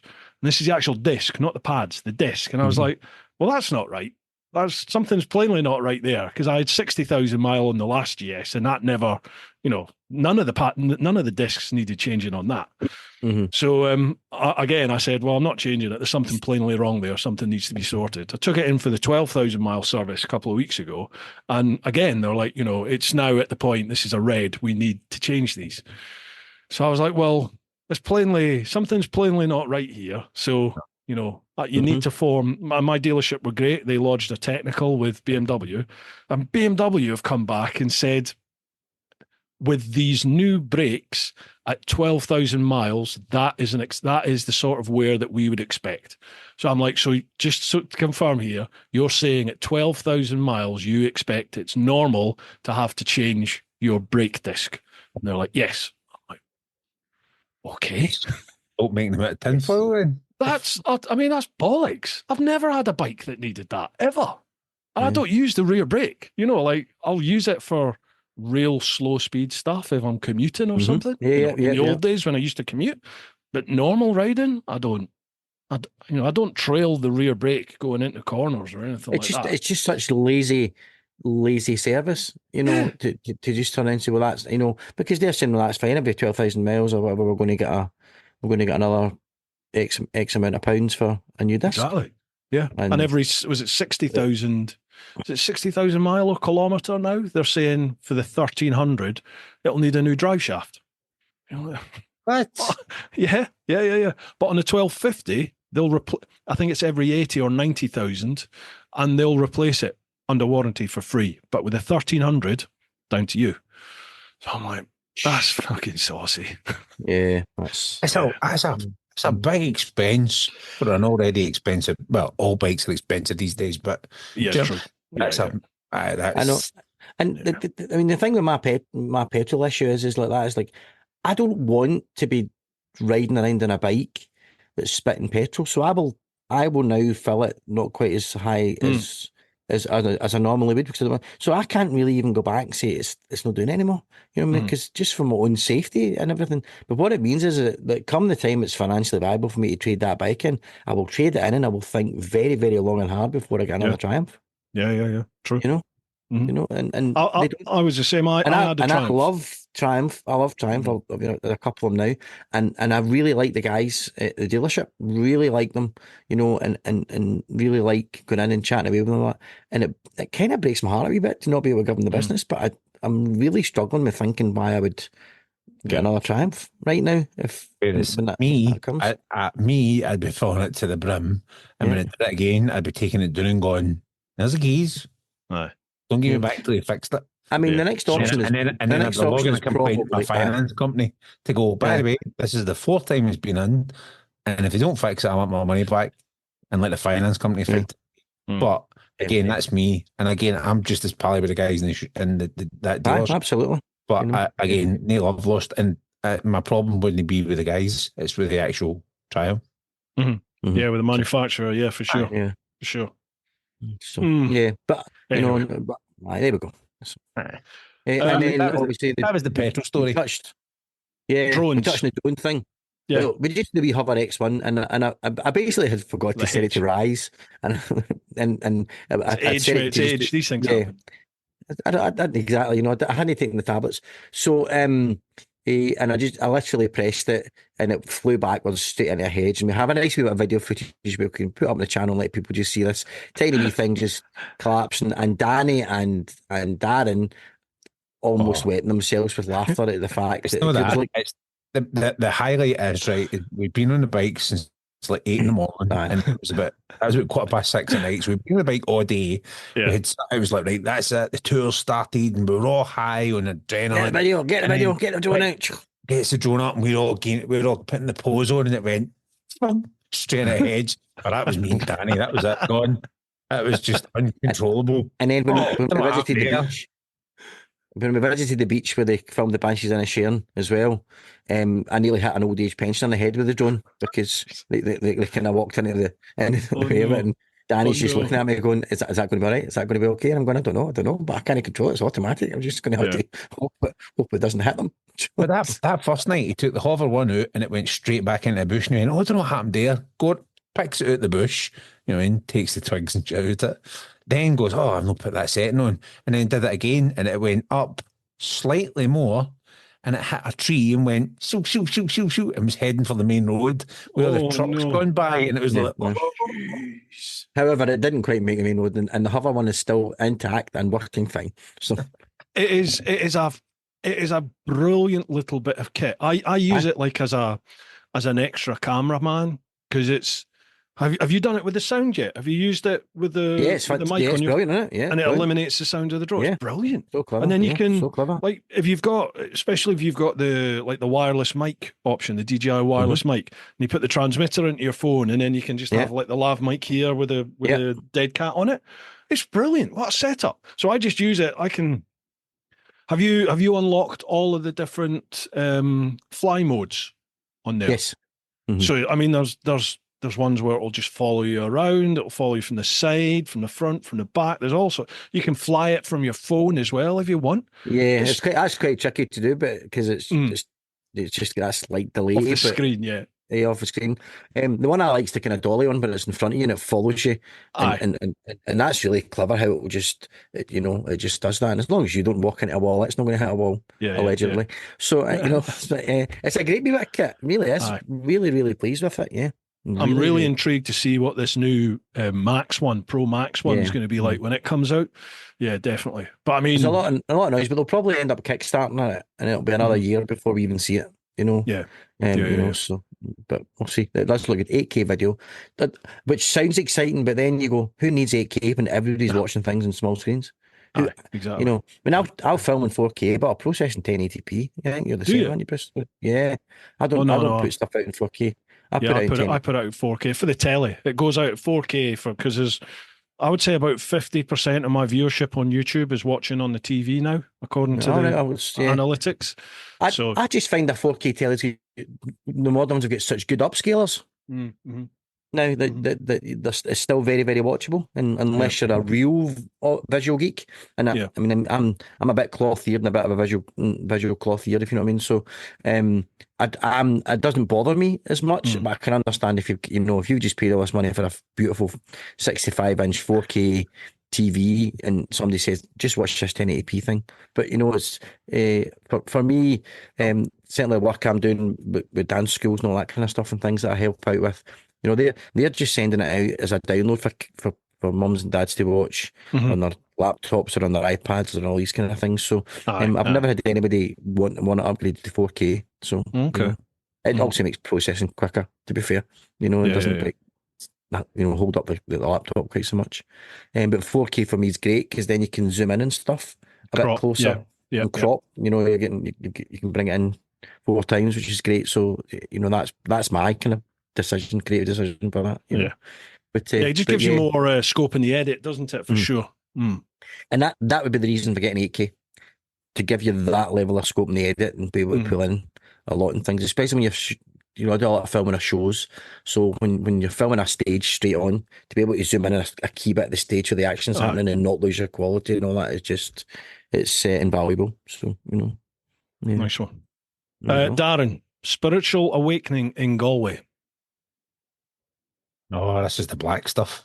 Yeah, Taffs in Galway. Very. So on this trip, I was like, the boys were like, because obviously Danny and Ian are big Guinness drinkers, and they were like, "Oh, you need to try Guinness in Ireland." And I'm like, "Don't like it." Drank it in a pub in Fountainbridge in Edinburgh once when I was 19, and it was vile. No thanks. No for me. I'll quite happily have a Maduri and lemonade. Do you know what I mean? So gets there. And Ian's like adamant, no, wait till we get to Galway, because there's a pub in Galway which is like the second best pint of Guinness, if not the best pint outside of Dublin ever, and that's where to have your first Guinness. I was like, right, okay. So we gets to Galway, didn't we? We had the taxi driver for Total Recall, the 80s one. Oh, it was brilliant, wasn't he? Johnny, what was he like, man? He was just, I think he thought his Uber was actually a motorbike. He was Johnny Cab. Yeah, it was up on pavements. Oh, it was brilliant. Anyway, superb. Gets to Galway, finds Taft's Tavern in Galway. So Andy's in Galway, hit Taft's Tavern for a pint. Honest to God, it was the best thing I'd ever tasted in my life. Really? Honestly, honest to God, hands down, the best pint I've ever had. What was the difference? What was so different about it? It's just smoother. It's creamier. You know that way we pick up a pint and you'll have a drink and then you'll put it down and then you'll have another 3 visits. It was like 1, 2, gone. And and just as we get into the bottom, the lassie gives the wee nod. She starts pouring the next one. She just knew. Do you know what I mean? And even these two, who are Guinness seasoned, do you know what I mean? Were like, that's the best pint I've ever had. That's the best pint of Guinness I've ever had. I've had Guinness in St James Gate, in the actual Sky Bar in Guinness, and that's a better pint of Guinness than the ones from the Guinness Brewery. Wow, really?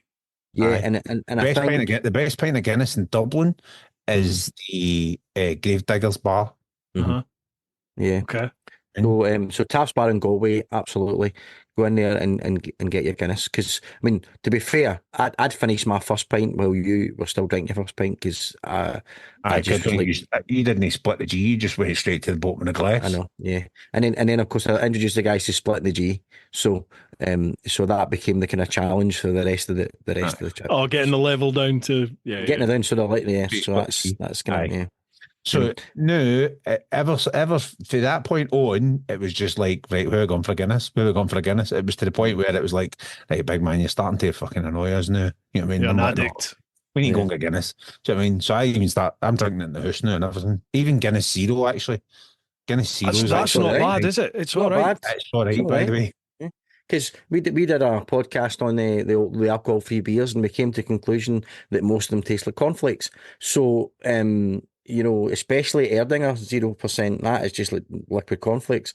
So Guinness Zero does actually taste relatively like Guinness, so it's a pretty decent beer. And if you get it on draft here in Scotland, it's actually smoother and creamier than a normal Guinness, because the Guinness here tends to be a bit colder. It's almost extra cold. Do you know what I mean? Which makes it quite sharp, makes it crisper. You lose a lot of the smoothness, whereas the would you call it?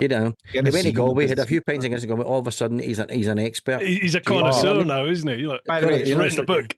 By the way, I went to see Pearl Jam in July in Manchester, and actually detoured to what is apparently the best pint of Guinness in the on mainland UK. Do you know what I mean? And actually, it wasn't all that. It was all right, but I didn't think. But then he's going to write a guidebook, isn't he? He's going to write a book soon. Yeah. No, my name's Darren, and I'm an addict. I'm going to go round the world on my bike, Bruce, and just find the best pints of Guinness. I've done that. Have I told you about it? I've done that. Did you find the best Guinness? No, didn't drink. Well, didn't see anyone. Didn't do anything. You need to go back round again. Don't take the 1300 though. You know what I mean? Unless you're carrying a bag full of spare bits, disc brakes and all that. That bike's going to have to work hard, I think, to reignite the fire. You can always trade it in and buy a GSA. It's a lovely looking thing. Right, I'm not kidding you. I mean, I won't. I've got no aspirations to buy the GSA at all. The Duplo bike. But I actually like it. Anyway, thanks for listening to Nice. Brew Time. I didn't like it at the launch. I thought, what have BMW done? They have killed the GS brand. I genuinely thought, you have killed your brand. The next day, we're calling it a Duplo bike. Yeah. The next day, I saw a load of pictures on Insta, obviously, and there was one picture, the red and silver one, from a certain angle, and I looked and I thought, oh, I quite like that. And then it just grew on me. Every day there was more pictures, and I was like, oh, I'm liking this. I'm liking this. And then I chatted with Lamb Chops about it, and obviously he was there for the launch. And he said himself, he was like, it actually looks not bad at all in the flesh. And I've spoken to a few people who've seen it now in the flesh, and everybody has all said, yeah, do you know, in the flesh, it's not bad. It's quite an impressive looking bike. So on our next, we're talking about it on our next episode, but that's exactly what we said. As we said, it's going to be like the Desert X. So the Desert X, when we looked at it on, like when it first came out, and you looked at it on paper, and you looked at the pictures, you went, oh, I don't like that. That's a bit ugly. See, when you see it in the flesh, it's a stunning looking bike. Aye. And I think that's going to be one of them. I think it's going to be one of those ones you look at it on paper and you go, that's disgusting. But then you see it in the flesh, it's going to look totally different. I genuinely think that's what's going to happen. I think it's going to be huge. I think it's going to be a massive seller for BMW. I really do. I'm very keen to see it in the flesh, to be fair, because you know, I did, you know, we touched a wee bit on it in a previous episode as well, and I was thinking, you know, yeah, you're right. Maybe it's not photogenic, but you know, but when you see it in the flesh, it'll actually be a different beast. So I'm keen, and I think we'll if we don't see it beforehand, we will see it when we go down to Birmingham. But Birmingham. How sort of depressing is that? It's almost NEC time. I know. Where the hell is 24 gone? I know. It's soul destroying. On the flip side, though, let's just look forward to 2025 and hopefully a better summer. And God knows what else next year's going to bring. Exactly. Jesus. I just cannot believe how fast the time is flying by. Yeah, I know. It's just crazy, isn't it? Talking about time, I do have to leave. Oh, Christ, for rehearsals kind of soon, but I'll talk as long as I can. Darren, obviously, you just crack on with talking away about anything else, and you can. He struggles to hold the conversation, does Darren? He does. He's a bit of a shy retiring type. You know what I mean? I've got a canister of fuel here. I'll be fine. I'll be kept going. You know what I mean? Yeah. I need to go over and talk with my German accents. And that's you're boring me. So how we haven't been shut down, do you know what I mean? Is just, there's time. Don't worry, there's time. I thought that chat with TMF when he kept Jesus. I don't know if you listened to it. I was like, oh my God, Andy, don't. I'm going to get cancelled. Bloody hell. I know I've never met Andy, right? But I know, having listened to like you guys talk and Richie and Lamb Chops and stuff like that, you all say Andy's one person on YouTube. Why? You know, in interviews and stuff like that, but then off camera, off mic, he's completely different. He's a hoot. He's wild. That was the first time I listened to the podcast with Andy on it and went, I can see glimpses of the real Andy coming in here. Yeah. He doesn't care. When you see him normally, he doesn't care. He just says what he says, and that's that. And I love that. I love it. A couple of his latest videos, he's kind of said things that have kind of almost like the masks dropped a wee bit, and then he's went, put it back up again. Yeah. So, he slips every now and again, doesn't he? With just a wee comment, and then you went, wait a minute here. Right, okay. Yeah. No, I like Andy. He's a good boy. He's very switched on. He's very calculated. Everything he does, he's thought about it, and you know. Yeah. There's a reason he says and he does everything on camera for sure. Yeah, he's a good lad. I do like him. Right, just that one, Danny. Thank you very much. I'm sure we're going to revisit Ireland and its stories again through this chat. Next one, to Bob Rocket. Good evening, gents. How are we doing? First question for the average guys. Where was the most embarrassing place you've ever farted? Good question. That's an interesting one. In a very quiet stained glass museum in France, probably. Oh wow, it's quite good because the acoustics were phenomenal. You know what I mean? What key did you get? What octave did you get? It was pretty high because I was trying to hold it in. To be fair, I don't even think you could have got a credit card through the cheeks of my arse and that trying to hold it in. But and the trouble was that the night before, when I was in France, I discovered that this region of France we're staying in had a very particular delicacy, which was a type of sausage which was made from pig intestines and smells of a pig's colon. So I was like, well, I've got to try that, So it smelled. So like you'd been sampling the local sausage the night before. I was sampling the local sausage with a faint aroma of, and the next day the aroma came back out in the middle of a stained glass museum. I'm pretty sure I steamed up a couple of,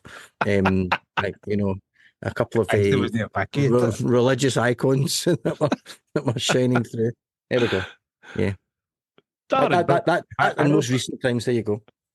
I don't tend to get embarrassed by that kind of stuff because it just happens. Do you know what I mean? But yeah, I don't think I've ever. I did it at parents' night once where I sat close to a teacher chatting away, and it just, just one of the. As you get older, your core starts to kind of deplete.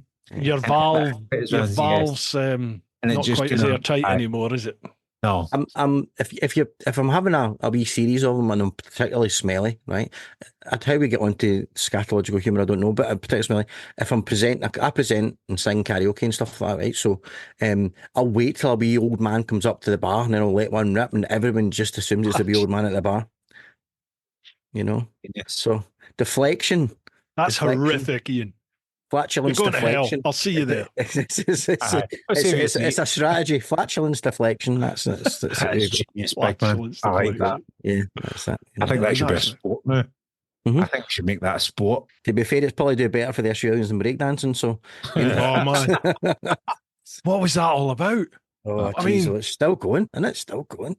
Was she serious? Was she actually serious? I don't know. There must be a bigger story to that than this. It's because the Americans are putting it in at the next Olympics. Breakdancing will be part of the next Olympics. The Americans are putting it in. Are they? And yet, ironically, they're taking out boxing. I know. What? Taking out boxing and put breakdancing in. You are how can they? Yeah, I know. Yeah, the world is insane. How can you take boxing out? I know. Take anything else out. You know what I mean? Synchronized swimming. That's not a sport. Take that out. That's just floating with panache. Do you know what I mean? It's not sport. Drowning with style. Yeah, exactly. Drowning in music. I mean, when I looked at what all the fuss was about, because I didn't watch it, and then I saw it in the news on the socials, so you see the clips of it, and then when I watched the clips, I was just like, well, she's plainly just taking the piss. But apparently not. Apparently not. Apparently that's apparently she won a competition to represent Australia. Was she the only entrant? No, apparently not. So it's just make a wish. Yeah. So anyway, well, Ray Gunn, you did your best. You did your best. Ray Gunn. Awesome. Don't start with that accent, or you're going to then go into the rehearsals going, all right, mate. All right, mate. G'day. Ik liebe meine kleinen Schnauzerwelpen. Yeah. Aye. Oh, here's one for you. I think this could be the discussion for the evening. Second question from Two Bob Rocket. Question for all: does quantum entanglement mess with your head? Oh, no. Right. Firstly, Darren, what is quantum entanglement? Ian, what is quantum entanglement? Is that not the basis for Quantum Leap? Remember the old program Quantum Leap? Yeah, it'll be a precursor to asymmetrical theory, and obviously it's the first thing that came to my mind. And obviously the kind of the reverse string theory that's very popular at the moment within kind of many of the kind of quantum physicist circles. Absolutely. It's probably more that kind of plays in my head a bit more, especially when they've tried so often to prove asymmetrical theory, but it just can't quite be done yet. Theoretically, it's there on paper. I just watched an episode of The Big Bang Theory, right? So I don't have a clue what I'm talking about. Clearly.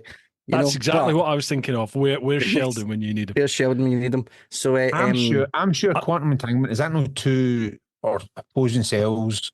I'll tell you what it is. occupying the same space. Right. I've just Googled it. This is what Wikipedia says. Quantum entanglement is a phenomenon of a group of particles being generated, interacting, or sharing spatial proximity in such a way that the quantum state of each particle of the group cannot be described independently of the state of the others, including when the particles are separated by a large distance. I am still none the wiser. Okay, let's find. It's essentially when the wee old man comes to the bar, you fart and you blame it on him. That is quantum entanglement. The fart's the quantum entanglement moment. It's flatulence deflection on a very small scale. That's all it is. Here it is. Right. Yes, I've heard Joe Rogan chatting about this. Quantum entanglement is a bizarre, counterintuitive phenomenon that explains how two subatomic particles can be intimately linked to each other, even if separated by billions of light years of space. Wow. Yeah, this has got something to do with... Oh, I was thinking this was the one whereby like a particle can have like positive and negative states at exactly the same time, but it's only when you look at Schrodinger's cat kind of thing. That's Schrodinger's, isn't it? Whereby it's only when you look at it, it'll suddenly change to what it was. And they've proven that. So that's not entanglement. That's something else. Yeah, okay. That's something completely different. Yeah, here we go. So no, it doesn't mess with my head because I watched The Big Bang Theory and therefore I just look for the comedy value. It didn't mess with my head. Yeah, now I'm looking at it and I don't even understand the description of what it is. Now it's messing with my head. Yes, and I know for a fact at about 10 o'clock tonight, I'm going to sit down with a cup of tea in front of the telly or another kind of the black stuff, and I'm going to start circulating that on YouTube, and then all of a sudden my feed on YouTube will be filled with quantum entanglement nonsense. Yeah, I suppose quantum entanglement essentially is when you put your money into the vending machine and the Twix comes out and then catches itself in the glass. So you already know that you want to eat that Twix, but you're separated by that piece of glass. But you have a connection with that Twix that will never leave you. No matter how old you get, you will always remember that Twix that never fell out the vending machine. But the wonders of physics come forward there, because all you need to do is give it a good old wildy with your shoulder and it will fall out. Or put money in and you get 2 for 1. And that's you breaking the entanglements. It's no longer entangled. So quantum entanglement's that state when it's hanging off the glass and you can't get into it. But you can taste it. You can taste that Twix without even having it in your mouth. If Brian Cox is listening to this, a bit like my big friend sausage. That's not what it is. No. Brian Cox, if you're listening, please give us a shout. I would love to get Brian Cox on the podcast for a chat. I mean, I wouldn't say anything. I would just go explain everything and then just sit back. Brian, what's quantum entanglement? And then just sit back. Like that. It's amazing. And can you relate it to flatulence in a Scottish pub? Discuss. Imagine if he turned round. It's a bit like this. Gives your analogy. Jesus, Ian, you're a genius. I'm full of hot air, literally. Can you get Brian Cox on brew time? I'm sorry. I'd love to chat with him. Right. Cheers, Gordon. Thank you for that one, pal. Next one, Patrick Collum. Evening all. So a simple question. What is the best or worst thing you've ever done to a bike?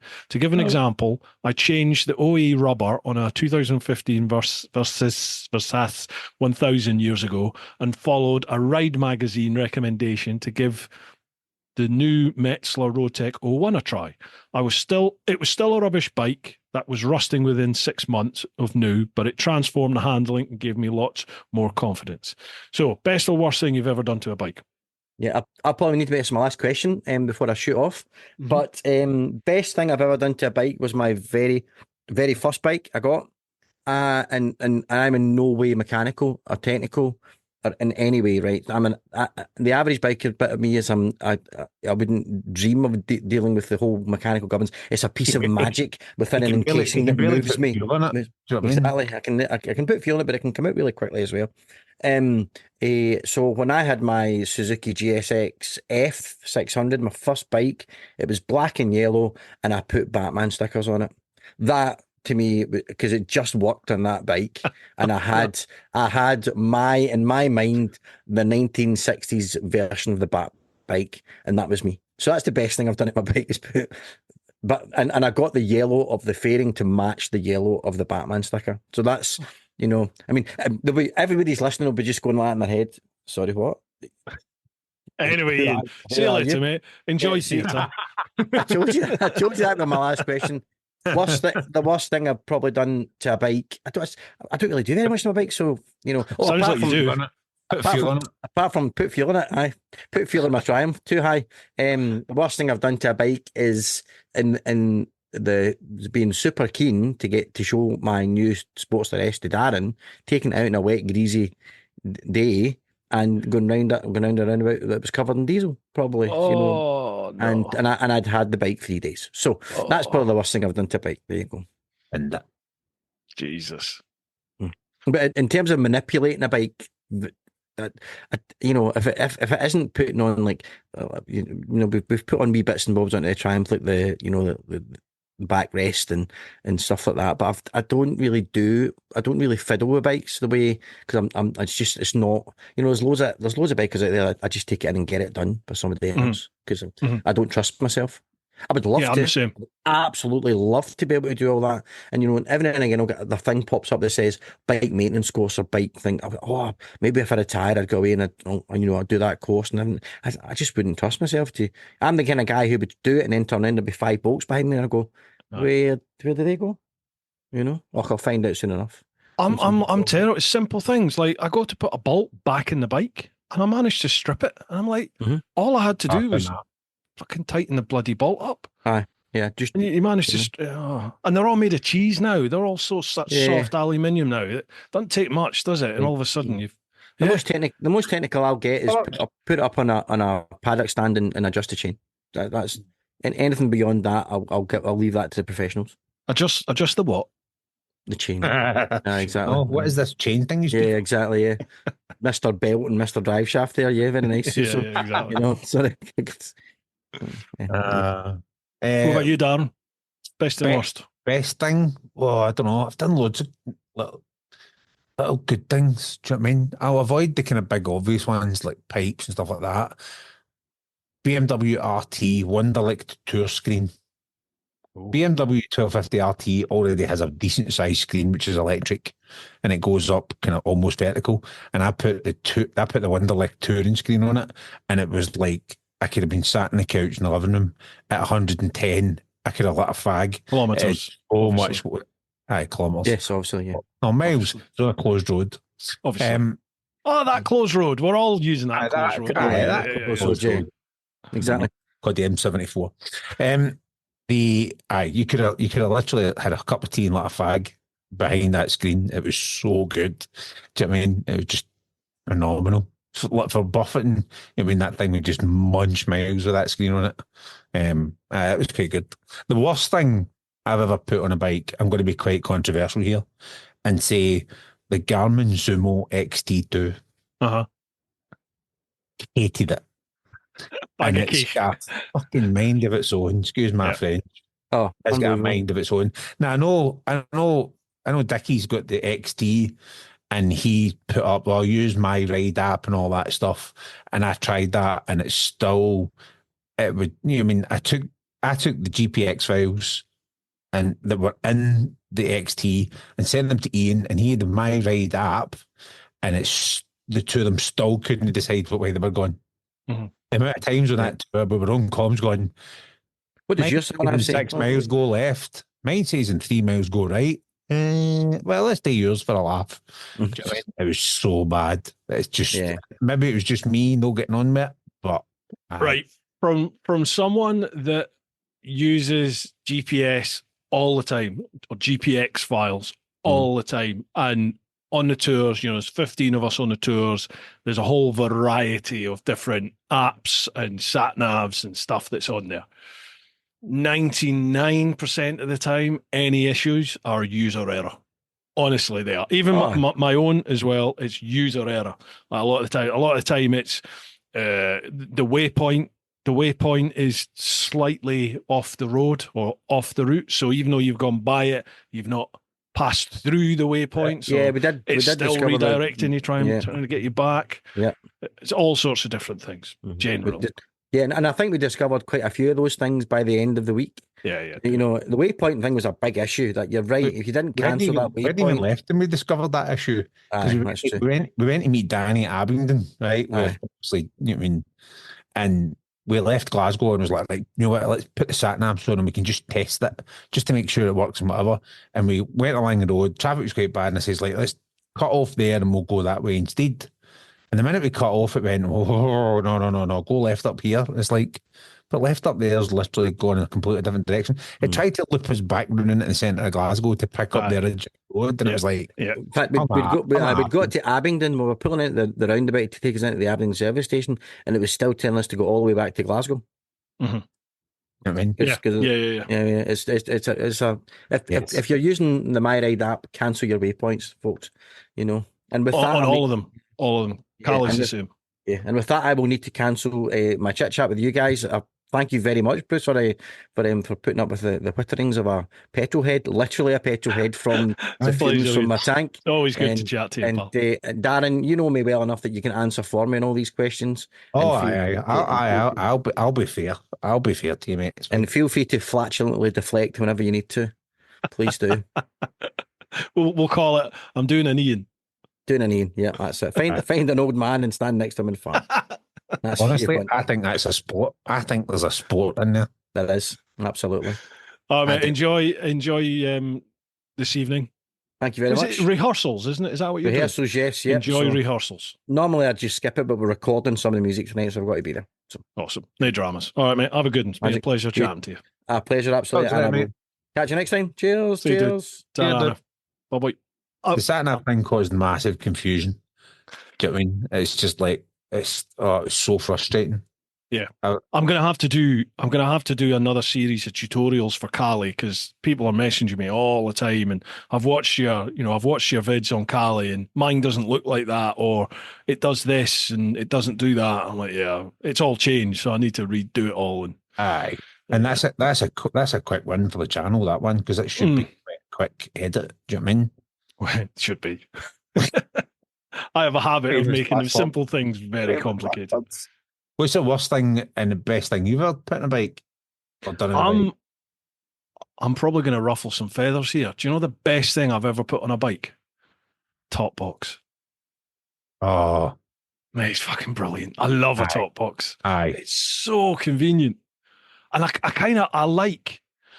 was genuinely, seriously thinking about swapping the GS for that M1000R. I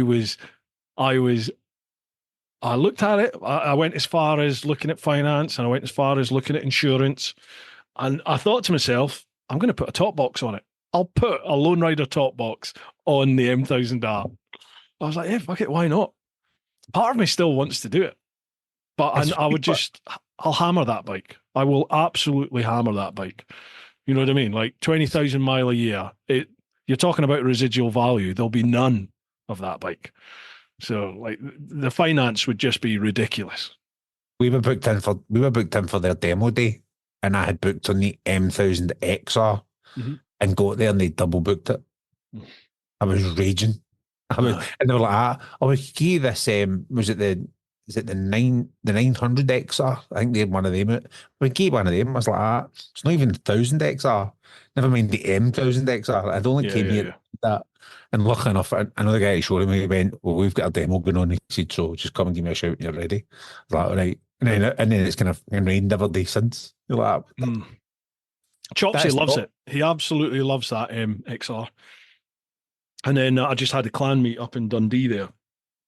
And Martin Fordham from Fentour, the Fentour channel, he was there. He's got one.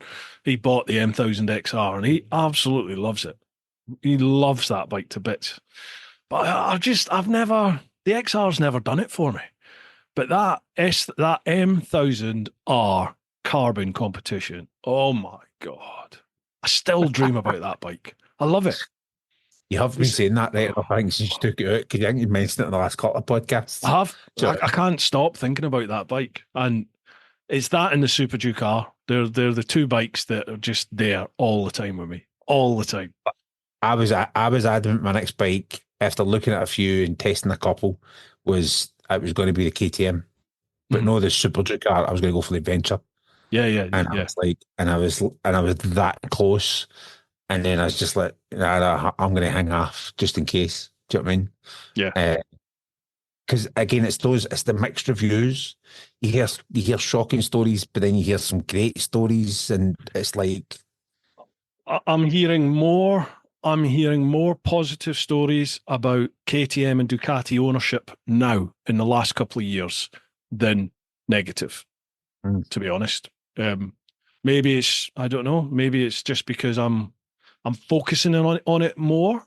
I don't know. I'm asking people for their opinions more now than I used to. But I'm hearing, I've got mates that own Ducatis and mates that own KTMs. And the horror stories for the Ducati have come from probably about 2 years plus ago. Yeah. They're not within the last two. It's about 2 years, older than 2 years. And with the KTMs, my mate Matt Ward, has been on the channel loads. I tour with him quite a bit. He's got a 3-4-year-old Super Adventure S, Gen 2, 1290 Super Adventure S. No issues at all. Absolutely none.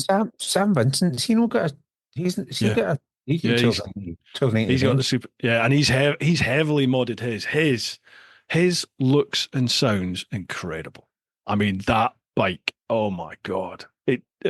That one talks to my soul because he's done work on the air intake, he's done all sorts. It just sounds amazing. I see, that's the thing, innit? And then I just want my GS to have that effect. I want the engine to do that to me, and it just doesn't at the moment. maybe the header is a change. Do you know what I mean? The header, I'm hoping it is. Get rid of that cat because the cat must be killing it for the Euro 5 thing.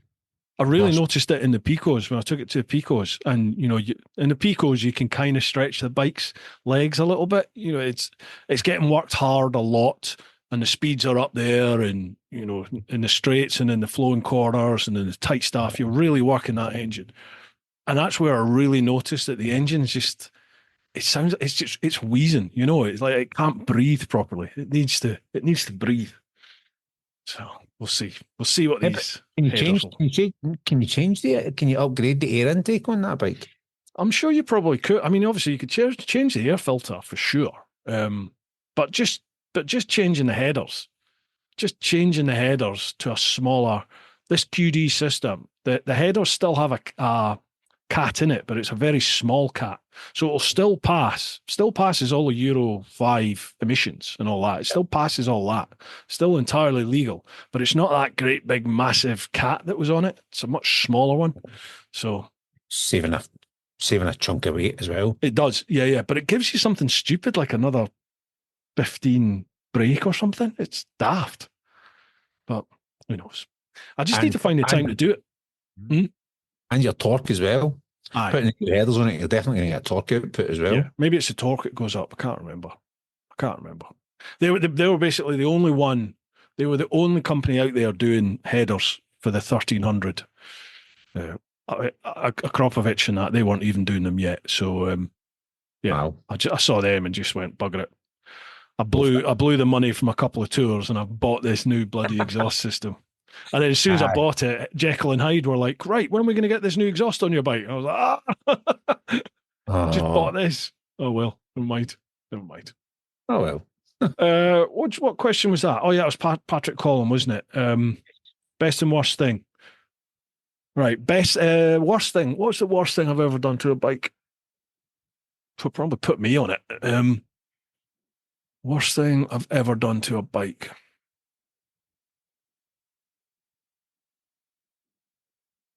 Sideways in Asia comes to mind, Bruce. Who? Sideways in Asia when you went down. Oh yeah. I know. I've spanked a few bikes. Yeah, for sure. But worst mod? Yeah, worst mod I've done on a bike. It's tricky because I think at the time you put a mod on if you really think it's worthwhile. I don't think there's anything I've put on that I've regretted. No, I don't think there's anything I've modded to a bike that I've regretted. Yet. Yeah, yet.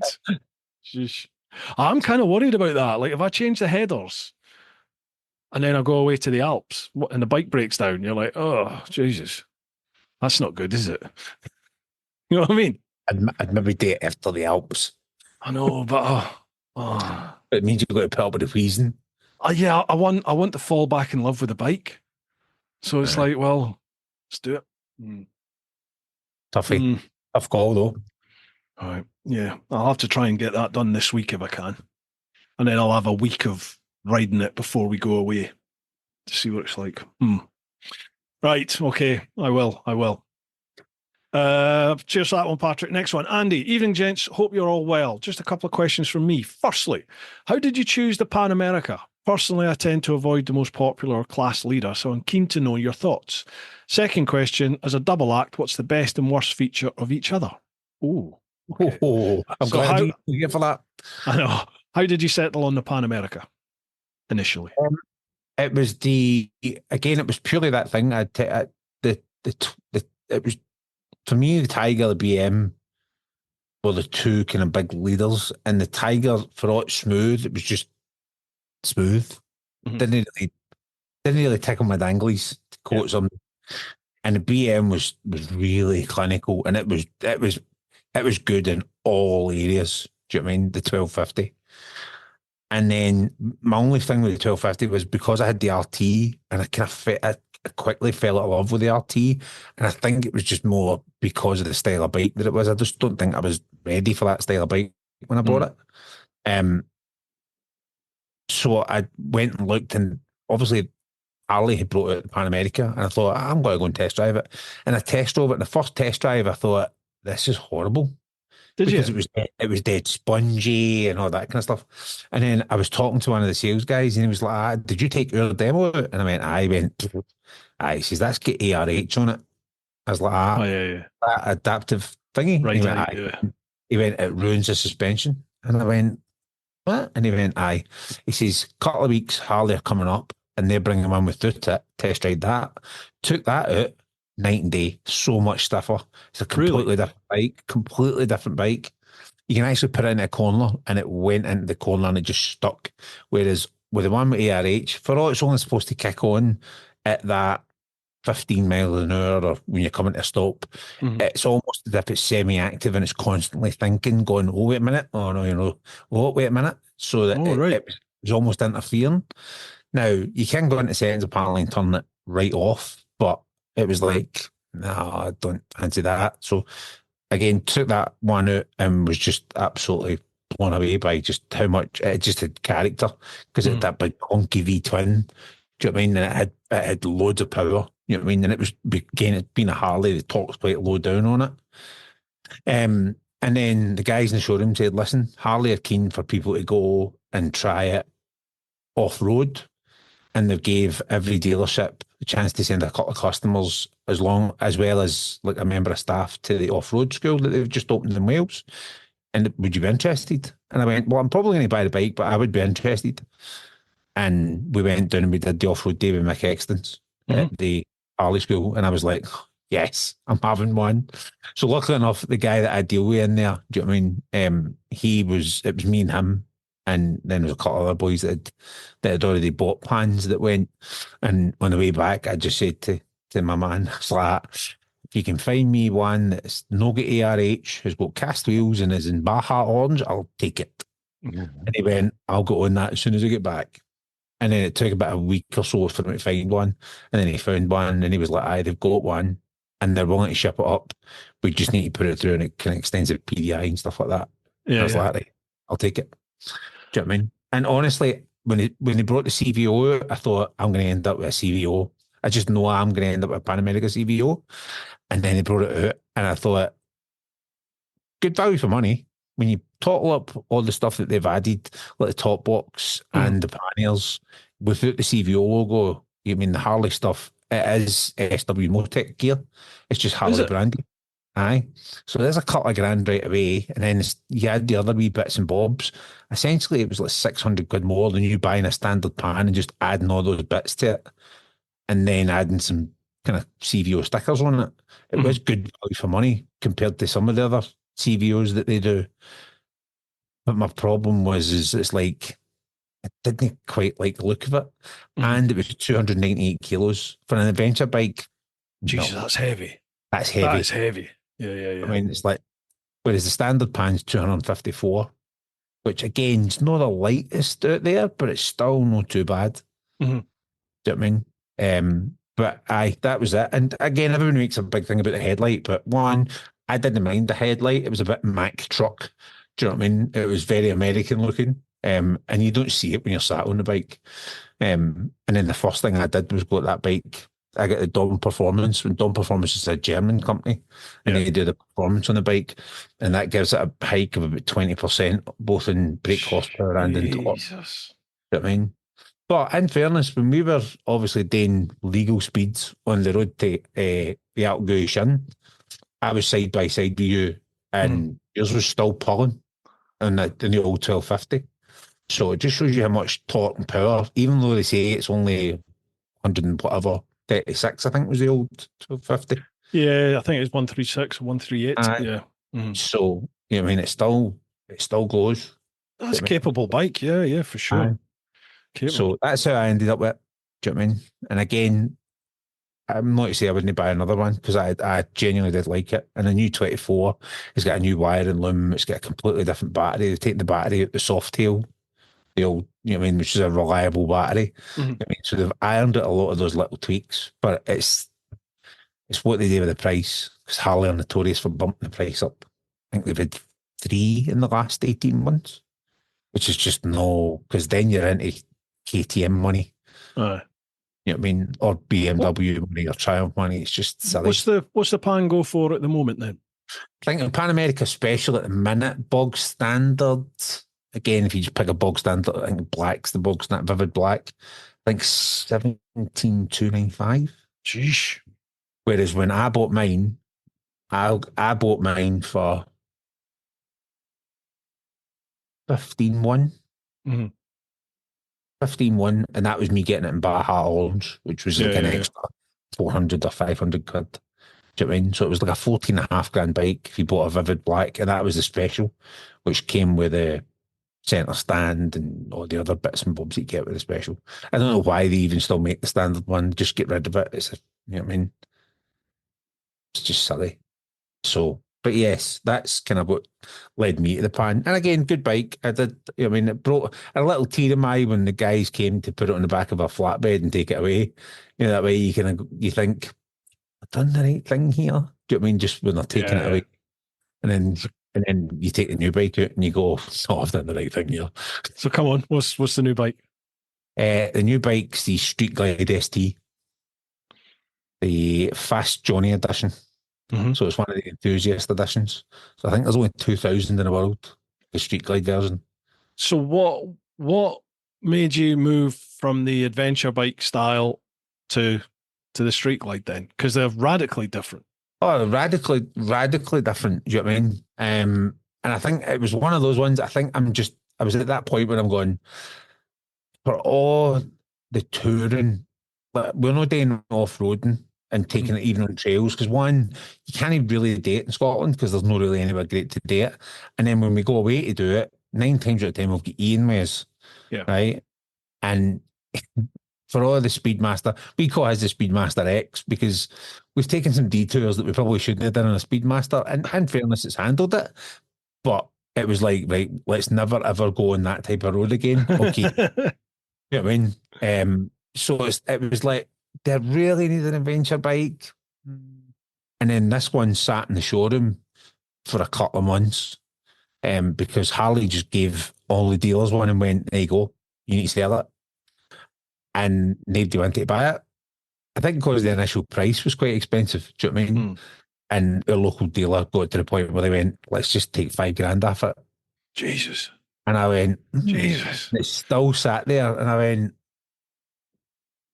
into the chat with our guy, and I went, what's the residual value on that going to be? And he went, and he looked at it and he went, that's it there. And I went, wow, that's not losing a lot of money. And he went, no, because it's the enthusiast collection, because there's only a limited run of them, they hold their money. I was like, just out of curiosity, which would that be a month? And he went, About 20 quid more than what you're paying now. I went, oh, Sold.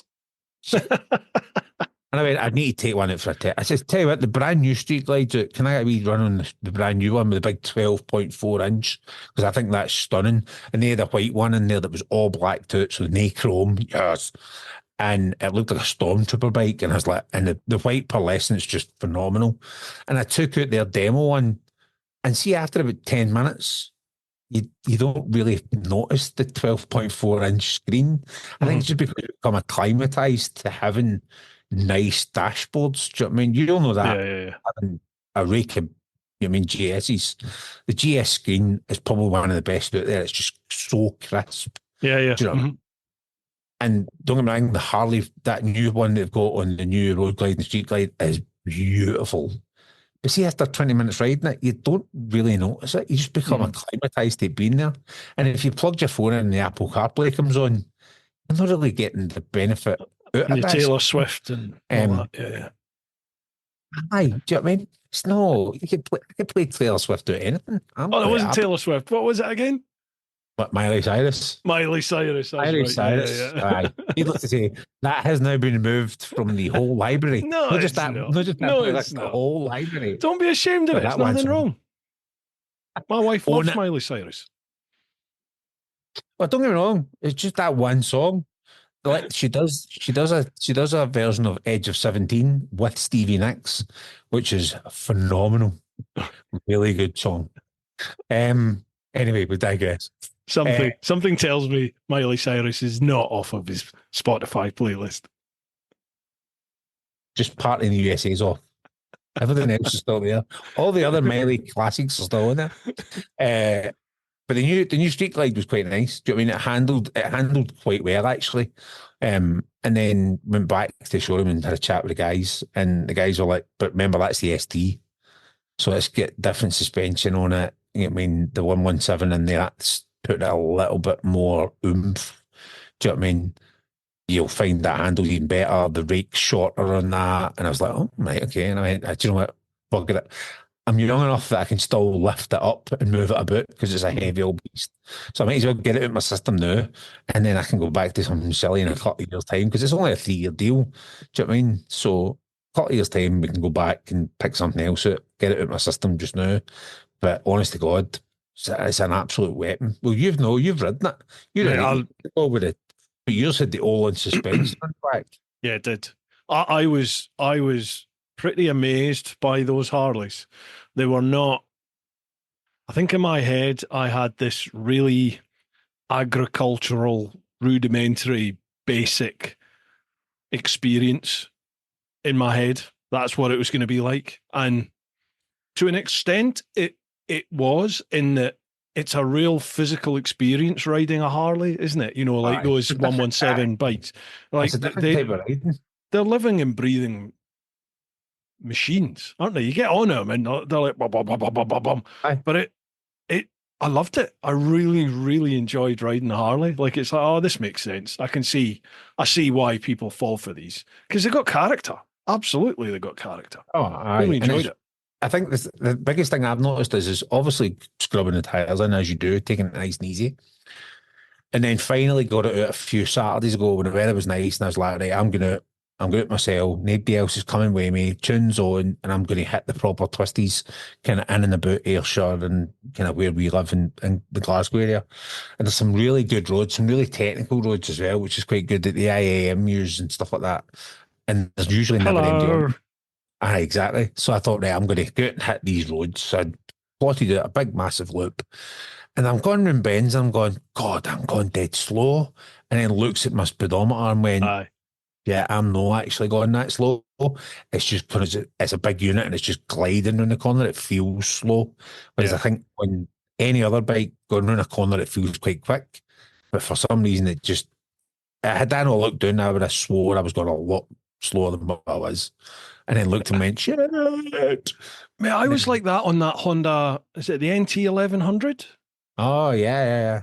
You know, like I was really quite down on that bike. I've sort of felt guilty about it ever since because I had it, I filmed the ride on it, and I kind of came away from, that first ride just like, it's not engaging. Just didn't do anything for me. Don't know what the fuss is on this. It's like, it was styled as like a 90s noughties sort of bike. It kind of felt like 20 years too late for me. And I didn't think anything of it. And then I rode it, I think, one or two more times before it went back. But obviously I hadn't edited that first ride vid yet. And the second and third times I rode it, it started tweaking something at me where I was just like, oh, actually, this is actually pretty damn rapid. Well, exactly what you said. You kind of get caught off guard when you look down and see the speedo and you're like, Jesus, I didn't think I was doing that. So the bike went back to Honda, and then I edited that first ride vid. And obviously now I'm sat there and I can see the speed that I'm doing, because I don't look at my dash when I'm riding a bike. I'm reading the road up ahead and doing all that. So I'm not focused on what speed I'm doing. I just go by feel. And I was talking about how it doesn't really feel like it's got much punch and stuff. And then I look at the speed that I'm doing and it's like, holy shit, that's 20 above what I would normally do on other bikes and on this set roads that I ride down here. And you're like, Jesus Christ, I never thought I was doing that at all. So now I'm like, I kind of wish I could get hold of that bike again and, and I tell you see what it'll do. They're giving them away right now. Aye, they are. Aye. It's a shame because it's a good bike. I know. There's a big, massive deposit contribution thing that Honda are doing the minute on that bike. Aye. And you think about it, it's like, did yours have a DCT in it? No, it was manual, I think. Aye. Yeah, it's manual. Yeah. Aye. See, I don't think I'd buy a DCT unless it was a Goldwing. I don't think I'd buy DCT. I like having a clutch. I've just done the e-clutch. I've just I did a vid on the last week. CBR e-clutch, yeah. And there's a vid going out tomorrow, which is like a Q&A on the e-clutch and the CBR 650. I put a thing on my socials just asking people for questions about it. So I've done like a Q&A on the e-clutch. I tell you what, I think it's actually a really good system. Would I have one myself? No, probably not, because I don't need it.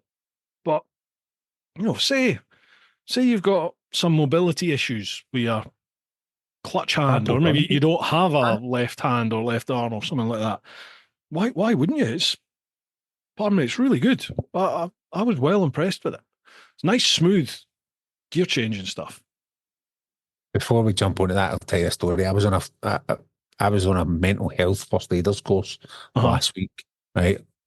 And we were in the room, and there was a few of us there, obviously, for our work, and there was guys for our retail kind of section and stuff like that. And then one of the guys, unfortunately, had no hand on his left hand. Yeah. The second day, before you think about it, I'd said, right, we've been chatting about something. I said, right, can we move on? Because this thing's growing arms and legs. And I never even thought about it. And it was like, but see now, I am so aware. Anytime anybody says that, I'm like looking about the room going, just making sure. Do you know what I mean? Just making sure. But going back to do you think this is the new craze? And I say craze, that's probably a wrong choice of words, but there's a lot of manufacturers. Ducati have announced they're looking at kind of clutchless or semi-automatic. I think Yamaha have got the new MT-09, is it AMT? I think it's coming with the clutches are kind of semi-automatic. Don't know anything about that. Obviously, Honda's been doing it for ages. It just seems to be a lot of people who are starting to talk. BMW's bringing it out as well, aren't they? BMW are bringing one out. Is this the new thing to offer up? I really hope it's not going to become the norm, as in, bikes will come out with no clutch, because I like the visceral experience of working the clutch. Right. It's nice. It's nice to have the option. I do admit that. It is really like things like on that e-clutch, on Honda e-clutch, you can just pull to a stop. If you can't be arsed pulling the clutch in, you can just pull to a stop in sixths and the bike won't stall. It just stops. And then, if you want to pull away in sixths, it'll do it. It's not happy about it. It's feathering in the clutch effectively automatically, but it'll let you pull away. Or you can just, stamp your way down through the box and pull away in first. It's no problem. I like the option to be a lazy bar steward if you want to be one. but I do prefer having the clutch. I use the quick shifter. I use the blipper all the time. I'll short change without a clutch anyway. If you're on it, you can short change without you just using feel the it. clutch. But I hope it's not the norm. I know. I think last year when we were at NEC and we were looking at the new Africa Twin, and they were pretty much saying, yeah, it'll only come in DCT. Like the Adventure Sports was only going to come in DCT, and they weren't doing a manual. And then it was like 3 months later, it was like, no, actually, we're going to do a manual. And it's like, that's because probably folk kicked up an absolute shitstorm, because some folk don't like DCT and some folk just prefer a clutch. Yeah. I mean, but so I wouldn't want for the norm. I wouldn't want DCT if I was going to be taking that bike off road. I wouldn't want that. I would want the clutch. And I appreciate 99% of people aren't going to take it off road, but some people will. And at the end of the day, it's an adventure bike. You do it. Do you know what I mean? Or as you say, if you're away on that bike to the Picos or something, and all of a sudden you find a wee dirt trail and go, God, I wonder what's down there. You've got the option to go down there without that fear of, will the DCT kick in? And there'll be folk out there that say, oh, I've got a DCT and I've taken off road and it's fine. For me, I think it'd be a confidence thing. Taking a bike. It's change, and we don't like change. No. And I don't like being told what to do either. Do you know what I mean? Like if manufacturers are going, no, we're only doing this in DCT or the E-clutch or the auto clutch or whatever the hell it's going to be, that's sort of forcing your hand, isn't it? And I don't. I'll push back against that. Yeah, I'll stamp my feet like a little spoiled kid and just be like, no, I'm going to go somewhere else then. Are the rear discs made out of tinfoil? No, I'll take it. I don't. That is going to be a fight. That is definitely going to be a fight. And I know there's a lot of people in the same boat because I've been asking around, and there's a lot of 1300 owners in the same boat. And I don't think that's acceptable at all to say, well, that's acceptable. That's just making something that's going to make you more money at the expense of the consumer. Yeah. Not good. That's not good for the brand. Yeah, that's not addressing the issue and just coming out with some cock and bull as an explanation. That's all that is. Aye. Just don't break. That solves the problem. If you just don't break, it's fine. You'll get 12,000 miles with that. As a double act, what's the best and worst feature of each other? Best feature, I think, is when one is on a wee bit of a slump, maybe a bit tired or had a bit of a rough day, usually the other one's on the opposite, and that kind of picks us up a bit. Do you know what I mean? So it's good for that point of view. Do you know what I mean? It bounce off each other, especially if one is on a downward and one isn't he? The flip side to that, I think, and this is the worst bit, is sometimes we can annoy each other. Do you know what I mean? We were on tour. That was a baptism of fire. Do you know what I mean? Being on tour. And there's just wee niggly things that at the start of the day, do you know what I mean, we'd had a bit of a nightmare one morning by pumping a tyre up, which in fairness was a great idea until it went into practice, and then it became an absolute shit show. And then kind of for like the next half hour or so, it was quite quiet on the comms. Aye. We all just kind of recomposed ourselves. Do you know what I mean? So we did get under each other's nerves a wee bit. And sometimes when we're both on it, do you know what I mean, in terms of we're both on a good day and up on a high, it's difficult to get conversation in, because we want to talk at the top of each other, and we need to try and watch and kind of correct ourselves a wee bit so that we're taking time for one person to talk, man. Because Iain loves to gab and sing and perform. Do you know what I mean? Iain, I know you're probably listening, but you do like the limelight, big man. And I suppose that's the other thing as well, is you've got to have thick skin. If we're working together, you've really got to have thick skin. Do you know what I mean? But again, we know what lanes we're in. Do you know what I mean? Ian's definitely the creative one, especially when it comes to making videos and all that kind of stuff. Whereas I'm the guy that will go and do a bit of research and all that kind of stuff, and then make notes, and then send Iain the notes to go, here is what you need to brush up on. So that when we get into the podcast, he's going to got an idea of stuff there. So it works quite well for us, do you know what I mean? But it's, touch wood, it might come a time where it doesn't, and then see what happens. But it's like any normal relationship, though, isn't it? It's give and take, and as you said, you need to know each other's strengths and weaknesses. You need to know each other's like foibles. You know, you need to know about what ags the other person, what irks them, as well as you need to know, right, what's the sense of humor? You know, what's the thing where you can just poke the fire a little bit, you know, and really get them going, and that sort of stuff on a plus note. Oh, the fuel thing. Do you know what I mean? Like day 5, it was starting to really annoy him. And then we kind of sat down with a pint again. I sat in a wee bar. There was actually, I'm pretty sure, was some guys living room. He just converted into a bar. And, you know what I mean? But we sat there and he was like, and we literally just said to him, it was like, listen, we know you're taking stick, big man, about the petrol, but actually, it's, you know what I mean? It's not right. You know what I mean? It's a bit shitty. If you want us to lay off, just say so and we'll back off. And he went, no, it's fine. I was just having a bit of, because we kind of got caught in some heavy downpour at that point, when they're running into that wee town, that wee village it was staying in. And I think everything had just kind of built up, and then he gets soaked. And he didn't stop to put his waterproofs on because he was like, okay, it'll last 5 minutes. No, it was like, I mean, at one point, you know, when I was riding with, you know, a sketch pad drawing designs for an arc, it was that heavy. Do you know what I mean? It's the one thing I'll say about Ireland. There's pockets, there's little microclimates all over the shop. Do you know what I mean? Aye. But again, West Coast side, you'll be fine because we followed a lot of Simon's routes. I bought Simon's routes for the Atlantic Way, and there's some crackers in there. Yeah, we're doing that next year. I think chicken strips. As long as you know what I mean, we just keep it real and just be honest. Do you know what I mean? And just say, you know what I mean, right, if I pushed it too far, do you want us to back off?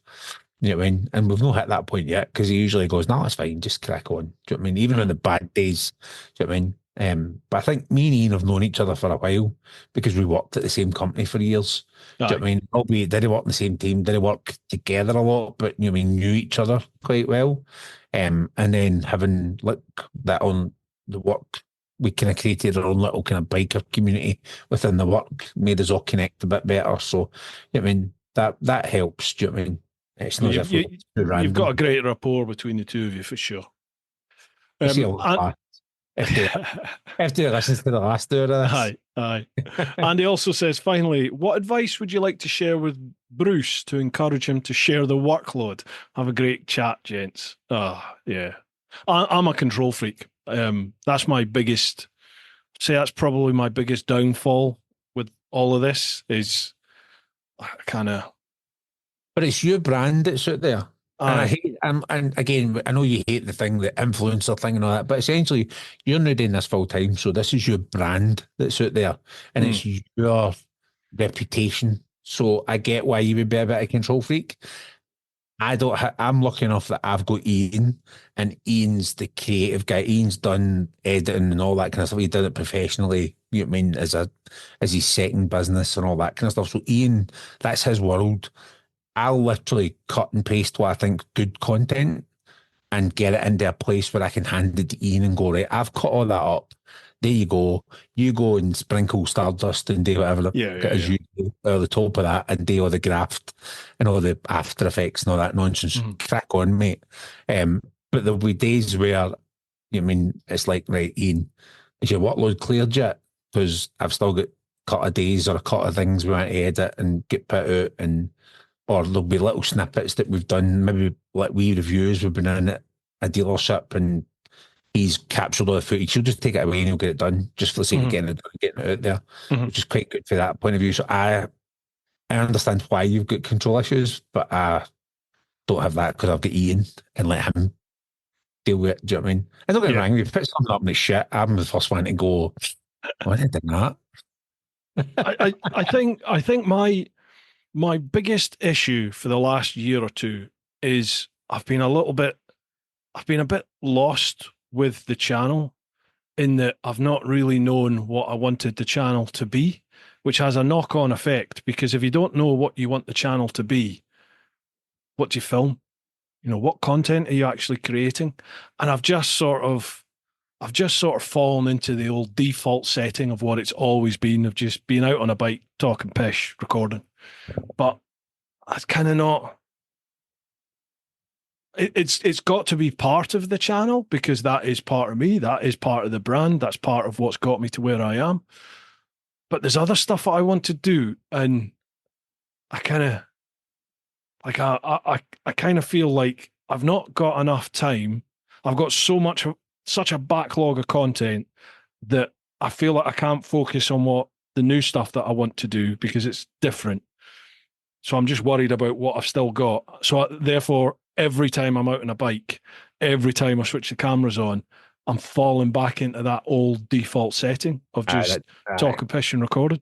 So you never really get to that stage where you can go, right, this is the new direction I want to take things, because you're constantly producing the same baseline content that you can only really do certain things with. Do you know what I mean? I know what you mean. And it's again, everybody's doing a lot of the same things, like bike reviews score, or any kind of review, actually, bike or gear reviews score well on YouTube. Yeah. You know what I mean? And everybody looks at them. But the problem is everybody's doing them. Mm-hmm. Do you know what I mean? There's the new 1300 when it came out. Right? Again, no pick on your bike, but the 1300 came out, and it was quite a radical shift because the headlight changed. This had changed. It was lighter here and slimmer there, stuff like that. And within like an hour of it being done, there's umpteen videos for umpteen your usual kind of, Yami noobs and all these people that have got all most that. Most of them never ridden the feckin' bike. That's what really winds me up. But it's the same stock footage on all those videos. And you're thinking, right, how are these videos still doing well? Because all you're doing is listening to somebody telling you the same pish that you just listened to somebody else say. That to me is no, it's just, I think, again, it's for you, you're going to need to draw a line in the sand and then get the channel to what you want it to be. But that's difficult. You've been doing the same thing for a number of years. Yeah. And obviously it's your income, it's your lifeline, it's your job. Do you know what I mean? Job's yeah, but I'm very, very fortuitous in that I don't make my money from YouTube. You know, I make £400 to £600 a month off of YouTube, off of ad revenue. So it's, you know, it pays the fuel bill on a big month. But I make my money from Patreon and tours now, basically. So they are what keep the mortgage paid and allow me to do this full time. So you know, even the tours have sort of taken over from channel sponsorships. I used to have 5 channel sponsors. I've only got the 2 now. I've got Cali and Canary. And part of me kind of thinks, you know, they've been with me for quite a few years, so I wouldn't be surprised if even they moved on at some point. But I'm at a point whereby the tour income and the Patreon income, that can swallow that. So I'm never actually advancing. You know, I'm never earning more. No. I'll just be at that same baseline that allows me to keep doing what I'm doing. So I'm very privileged, I think, in that I am in a position where I can potentially take a few risks with what I do with the content. But you know, all it takes is for people not come on the tours, or people to decide, I don't actually like what he's producing anymore, and then they just leave the clan on Patreon, and then you're like, ah. But I think we had this conversation before, and you'd said, obviously, because remember, I did the Flying Scot from you guys, and it was like, why have you never done these roads before? A lot of those roads, especially up north, you know what I mean, not on a bike anyway, you know what I mean? And it was like, but I could have took the time and effort and the ball ache that is organising a tour, right? And I did it for the Island Tour this year. I says to the guys, leave it with me. I'll try and get within this budget, blah, blah, blah, and I'll plot the roads, yada, and I'll get and did all that. I have a newfound appreciation for the effort that goes into that. And it's a ball ache, right? So actually just paying you the money to go and do it and meet all different people, and the fact that there's 15 and all that, there's a good mix of people and stuff like that on it. That to me is a no-brainer. I would rather pay that bit extra to deal with that, especially if it's somewhere that you go, you've seen it before, people have done it, people have commented and said that kind of stuff. To me, that's a no-brainer. So I wouldn't be concerned over the chicken strip side of stuff, but it's just I mean, that is back to that original point. Can you make that work with whatever it is you want to do on YouTube? So that you're editing less or B, filming less and editing, you know what I mean, what you want with it. Yeah. Do you know what I mean? Yeah, it's a difficult one, isn't it? Because like the tours, people are signing up for effectively a record of their tour, aren't they? You know, they want those videos of their tour. So you still have to do that. See, I don't know. I don't know. I think it's more about enjoying the ride and then obviously getting out with you and Simon. Is primarily, you know, I know that's what I wasn't bothered about having a record of the tour because I knew I was going to take my own camera.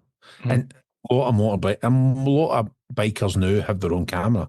Yeah. Do you know what I mean? So, and even at that, there's stuff you look back on and you go, oh, I remember that, and then there's bits you go, oh, don't remember that. We passed straight through there. We must have been going at legal speeds through there. So again, it's a tough one. Do you know what I mean? I would love to be in that position where all I did was just do tours all the time. That would make me happy as a pig and shit. It's just taking people out on tours and just showing them, even if it was the same tour all the time, I'd be delighted. Do you know what I mean? But the fact that you go and get to do some weird and wonderful ones is quite interesting. Well, we have to keep it, we want to keep it exciting for us as well. And we also, like, we are constantly tweaking our tours. You know, we have a couple of staple ones now. Flying Scotsman, that's a staple one that we do. But again, we're tweaking it as we go. We tweak the coffee stops. Sometimes we tweak the hotel. Maybe we think maybe we should have a night stay here rather than coffee stops open, you mean? Well, honestly, this year's a lot better. Scotland finally seems to be opening up again. Yeah, Jesus. But yeah, we're developing quite a nice little core group of tours. But then it also allows us, you know, next year we're pushing a few different places next year, and that keeps it exciting for us as well, because otherwise it does become a little bit monotonous. You know, if people are wanting to be out on tour with you and Simon and get the banter with you and Simon, Simon with Simon, it's the if you turning left here, turning left back there. If you guys are in that monotonous, you're not going to be in your A game, which makes it, you know what I mean, or usually have to force it, you know what I mean, which then comes across, do you know what I mean? So, and again, there's probably an argument that if you're doing a Flying Scotsman every single year and filming it every single year, your YouTube hit's going to be that great anyway. They're probably going to, because folk are going to go, that's my thought. I've seen it. That's unless exactly you're watching it to go, where did he go different this year? Oh, he didn't do the Skyfall Road this year. Oh, he actually got to Ardmurton Point because it wasn't pushing the rain. Oh, do you know what I mean? That's exactly my point, is that how do you make these videos interesting for those that have already... But then, you know, I do the Picos I did the Picos every single year, the same routes every year. I did a series every year and did that for about 4 years before COVID hit. And they all did well. You know, those series did well. I think a lot of it's to do with the group that's there as well. You get different dynamics, don't you? Aye. Well, apart from the 6 folk that usually book every single tour every year. Yeah, I know, yeah. Maybe there's a series there, how to plan a tour series. Oh, yeah. Oh, I like that. You can have that for free, mate. It's fine. Thank you. Cheers, Dan. Thanks very much. Right, cheers, Andy. Thanks for that question. Chris Kemp, I think we've pretty much answered this one. I was about to ask a bike-related question, but got distracted by the ice hockey kit on the wall. Do you play? What's your favourite hockey movie? And if you had a beer league team, what would you call it? The best I've heard so far is the Sobel Slappers. Sobel Slappers? No, I don't play. Cannot skate worth a toffee. I'm one of these guys that hods the boards and, do you know what I mean, goes round. So no, don't do that. Favourite ice hockey movie? There's a movie in the 70s called Slapshot, which was quite a good movie. But again, being an 80s kid, struggle to see by Youngblood. Yes, Rob Lowe. Brilliant. Struggle to see past that, although Goon's quite good. If you've ever seen Goon. It's about it's that him that was in American Pie, Sean thingy, him with double barrel name. Anyway. But he's essentially just a big goon. Stifler. Aye, Stifler. That's the fella. He's just essentially a big goon. He just literally punches folk and fights with folk, and it's quite funny. But I'd go with Youngblood. I think that's again being a Gen Xer and an 80s kid. Youngblood was one of the greatest movies ever. Loved it. Oh, there's shagging in it, there's fighting in it, there's sport. Oh. It's great. Some cunt dies. It's got everything, man. It's absolutely brilliant. Do you know what I mean? And yeah, aye. Youngblood for me. Beer League team. Beer League team. I don't know. That's a hard one. That would need some serious thinking. There's a beer league team in Canada that I bought merch for. It'll be here in summer, and they're called the Rain City Bitch Pigeons. And I've got a hat with a big pigeon on it, and it says Rain City Bitch Pigeons. I thought that's quite good, given the fact that we live where we live, and it's absolutely fucking torrential most of the time. So, that's probably the best one I've heard, is the Rain City Bitch Pigeons. I'll find that hat, someone picks up in the socials. But I don't know about mine, man. It would need to be, I like the Slappers idea. Nah, I need to think about that one. That's a good question. Have to be ball bags. Have to be something ball bags. Something, Spray head ball bags. Something like that. Do you know what I mean? Or something like the Deek heads or something like that. You're from Ayrshire, aren't you? I'm from Ayrshire originally, aye. Ayrshire arseholes. There you go. Bosh. Aye. They had the team called the Ayrshire Arseholes, I'm sure. Arsehole. Aye. Oh. Aye. I need to come back to that one. That's a tricky question. Right. Debbie Clegg. How you doing, Debbie? Our question, if you could return through time and have a more positive effect on yourself or friends that maybe struggle. Oh, hang on. What would you change about the way you were educated at school if you could return through time and have a more positive effect on yourself or friends that maybe struggled? At school, I think I'd just give myself a kick up the arse and actually say to myself, go and train for something you want to do, not into chasing the money. Yes. Actually go and do something you want to do. Because I think if you've got a job you want to do, you never work a day in your life. Is that not a saying? Do you know what I mean? That is a saying. That is a saying. And also, for someone who's living the dream, I'm doing what I want to do. It's still every bit as stressful.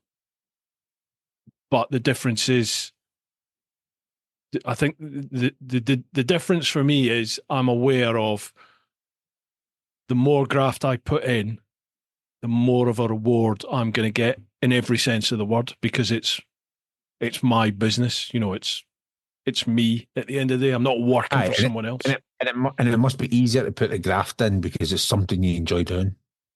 Do you know what I mean? It is, yeah. But it also becomes the highs are really high and the lows are really low, because when you feel like you're putting loads of graft in, loads of effort in, and nothing seems to be going right, like views are going down and engagement drops, you're not getting big subs, and then you look at other people within the industry, within this niche, and you look at what they're doing, you just think, how are you getting such big views, and how are you getting such, you know, you're like, that video shit. How are you managing that? Am I shit? You know, am I shit? Is that what it is? You know, and you do. I think that is part of social media, is it does make you very, very aware and critical of yourself. And I think that little demon can eat you, and you have to not let that happen. I couldn't do school now with the level of social media that's out there. Oh, mate. Do you know what I mean? Absolutely no chance. How hard must it be for those kids? There's no escape, is there? No escape. However, if I did go back and give myself a kick up the butt and tell myself to actually stick in and do, you know what I mean? The also thing I would say is, once you pass your driving test at 17, immediately go out and do a bike test, which I didn't do, and I should have done. Yeah. Because that's that hindsight. You go, the fun we could have had back then. I get asked this kind of question quite a lot on this podcast, and I kind of think I'm happy. I'm happy with how life went and turned out, because it's put me down the path that's made me do what I've done and experience what I've experienced. And even even the bad times in life, you learn things from them. You know what I mean? They eventually, at some point, you can look back on those experiences and realize, okay, well, that's taught me this, or it's taught me that, or you look back and go, well, that was a fucking hard time, and I got through that, so I can get through this. You know what I mean? Aye, Does no, that absolutely. make sense? It's that butterfly effect thing. If you went back and told yourself or changed one thing, you might not be at the point you're at now. It might be worse, it might be better. You just don't know. So I am with you. I mean, what's furry will no go by you, as my granddad used to say. 100%. That's exactly. I believe in that. And I had a really good childhood and a really good upbringing. I can't complain about any of that. I lived in a nice house. My mum and dad were together, and I felt loved. And we essentially got what we wanted or deserved, I suppose. I think we were spoilt to an extent, but not overly spoilt. We had a good. I had a good childhood. I don't look back and go, I wasn't battered, I wasn't neglected. I've got no complaints about my childhood, and I stuck in at school. I worked really hard at school. I did well at school. It's kind of when I got to uni, I sort of took my foot off the gas. I went from being that sort of straight A student, got myself to uni, and then just kind of went, right, beer and woman, let's have it. And then that was it. Just never really bothered going back to uni. And but then, those life experiences sent me down various courses that sent me to London and joined the Old Bill. And the Old Bill taught me a lot, and I experienced highs and lows in the Old Bill. And, Mum passing away taught me loads, and I got loads from Mum. She gave me the live your life and the promise I made her, and that sent me on the path. Exactly. That sent me down this path now. So it's like, I can't complain about any of that at all. But it got you to where you are today. Do you know what I mean? The interesting bit from Debbie there, a more positive effect on yourself or friends that maybe struggled. I wasn't aware of anyone growing up that was struggling. You know what I mean? Like the way people struggle these days. I wasn't aware of anyone doing that then, because I think I was very self-obsessed. I was in my rugby, so I was just focused on rugby in those days. I think the only thing is just probably learning younger. Just don't give a shit about what folk think, because it's redundant. It makes no difference. It's going to have no bearing on what you decide to do. So ignore it. Do you know what I mean? Just don't. And there was a lot of people, a lot of people I remember were so obsessed with what other people thought of them. Right. Certain groups were obsessed with how other groups thought of them and viewed them. And it's like, you don't need that.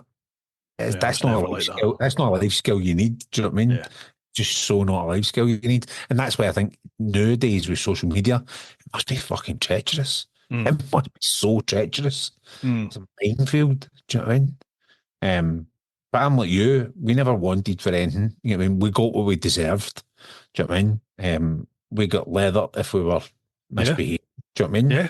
The days where you could smack your children without being chastised for it. But again, it was just a different time. I mean, the old paedophiles weren't a thing. Do you know what I mean? They were just called priests. Oh, sorry, that's unfair. They were just called Uncle Bob. Uncle, yeah. Uncle Jim. Uncle Jim. Uncle Gary's coming round. He just went out and played. Yeah. He literally went out and played football, or, do you know what I mean? You got sticks and just beat each other to death with them. Do you know what I mean? That was just a thing. I chatted about that on this podcast. When I was like 8, 9, 10 years of age, my dad worked abroad, so my dad was away for months at a time, and my mum had work. So my mum would go out to work, and in school holidays, you just got up, fed yourself. I had an green army jumper. I used to chuck that on, air rifle, tin of pellets. Off I went at like 10. That's you for the day. Air rifle, pellets, off out into the fields and the woods. Come back in with the street lights, come on. Absolutely, yeah. Come home about 5, 6 o'clock, have your dinner. Yeah, you're just feral, weren't you? You were just like, I used to shoot the like the bin lorries, as they went by in the country, we'd shoot them from the hedge and all this ding as it went by. You know, imagine that now.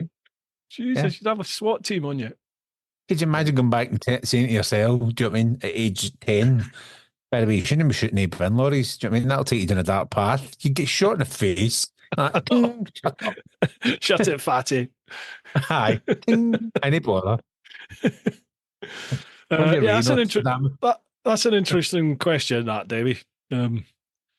Yeah, I think if I'd had more beer, I would definitely be really looking at that about how your attitude affects your friends and all that sort of stuff. Yeah, because I'm very conscious of that these days.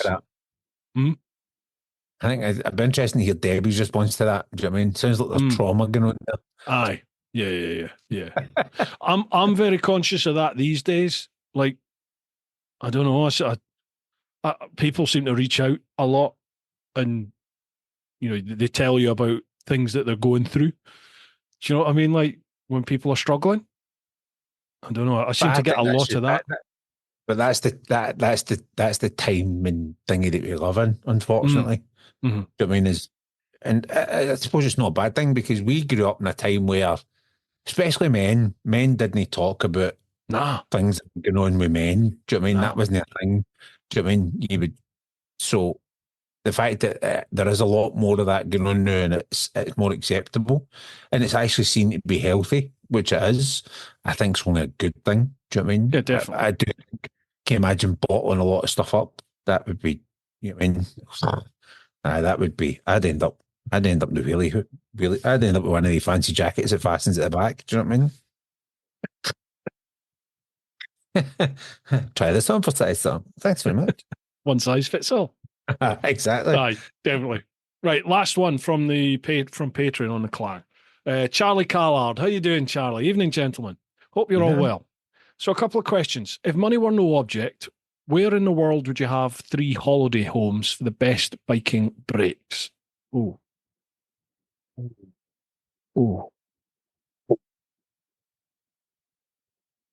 Best biking breaks. I think I'd have one on the west coast of America, just to do the Pacific Highway whenever I felt like it. Right. I think I would have one in Norway for that 2 months of the year where you can actually ride in Norway and it's not fucking snowing. Purely because I think it's like Scotland on drugs. Don't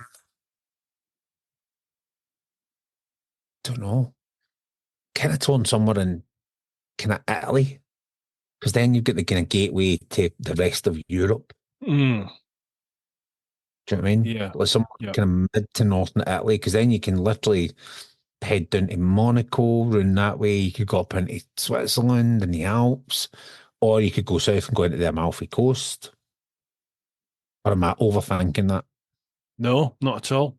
I'm just trying to think, right, best places in the world to ride. Spain. Alpine region.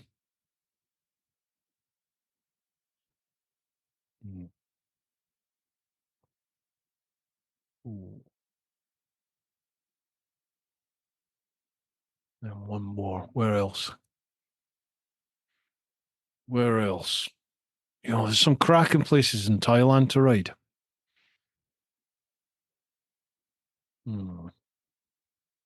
Bikes, I mean, obviously. Took a while, but we got there. But then South America's got some amazing roads. America's got some amazing roads. Right, I'm gonna go at it from a base point of view. So from this base, you're then able to go to a variety of places. So I'll have one place in Appalachia, North Carolina. So right in the far west of North Carolina, Virginia, that sort of neck of the woods. Somewhere there. That'll allow me to explore basically I can do all of America and up into Canada from there. In fact, from there I can even do Central and South America. Yeah. It gives you that option. I'll do one based somewhere like Grasse, southeast France, bottom of Route Napoleon. Because from there, you can play up that eastern border of France. So you've got Germany, you've got Switzerland just to the west, and then you've got northern Italy, you've got Austria, you can have Germany. In fact, from there, you can do all up into Scandinavia as well, or you can hang west and go across into Spain. And then I would put one in Chiang Mai, northern Thailand. Because from there, you can do basically all of Thailand, bit of Laos, into Myanmar. Bosh. There you go. There you go. That's my 3. Question is, what bike would you have if you only had one bike at those places?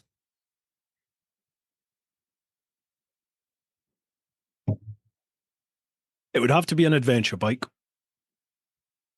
Now you can have one different bike in each location. Okay. Still have to be an adventure bike because I'd be looking at doing predominantly road, but occasionally maybe a wee bit of trail riding here and there.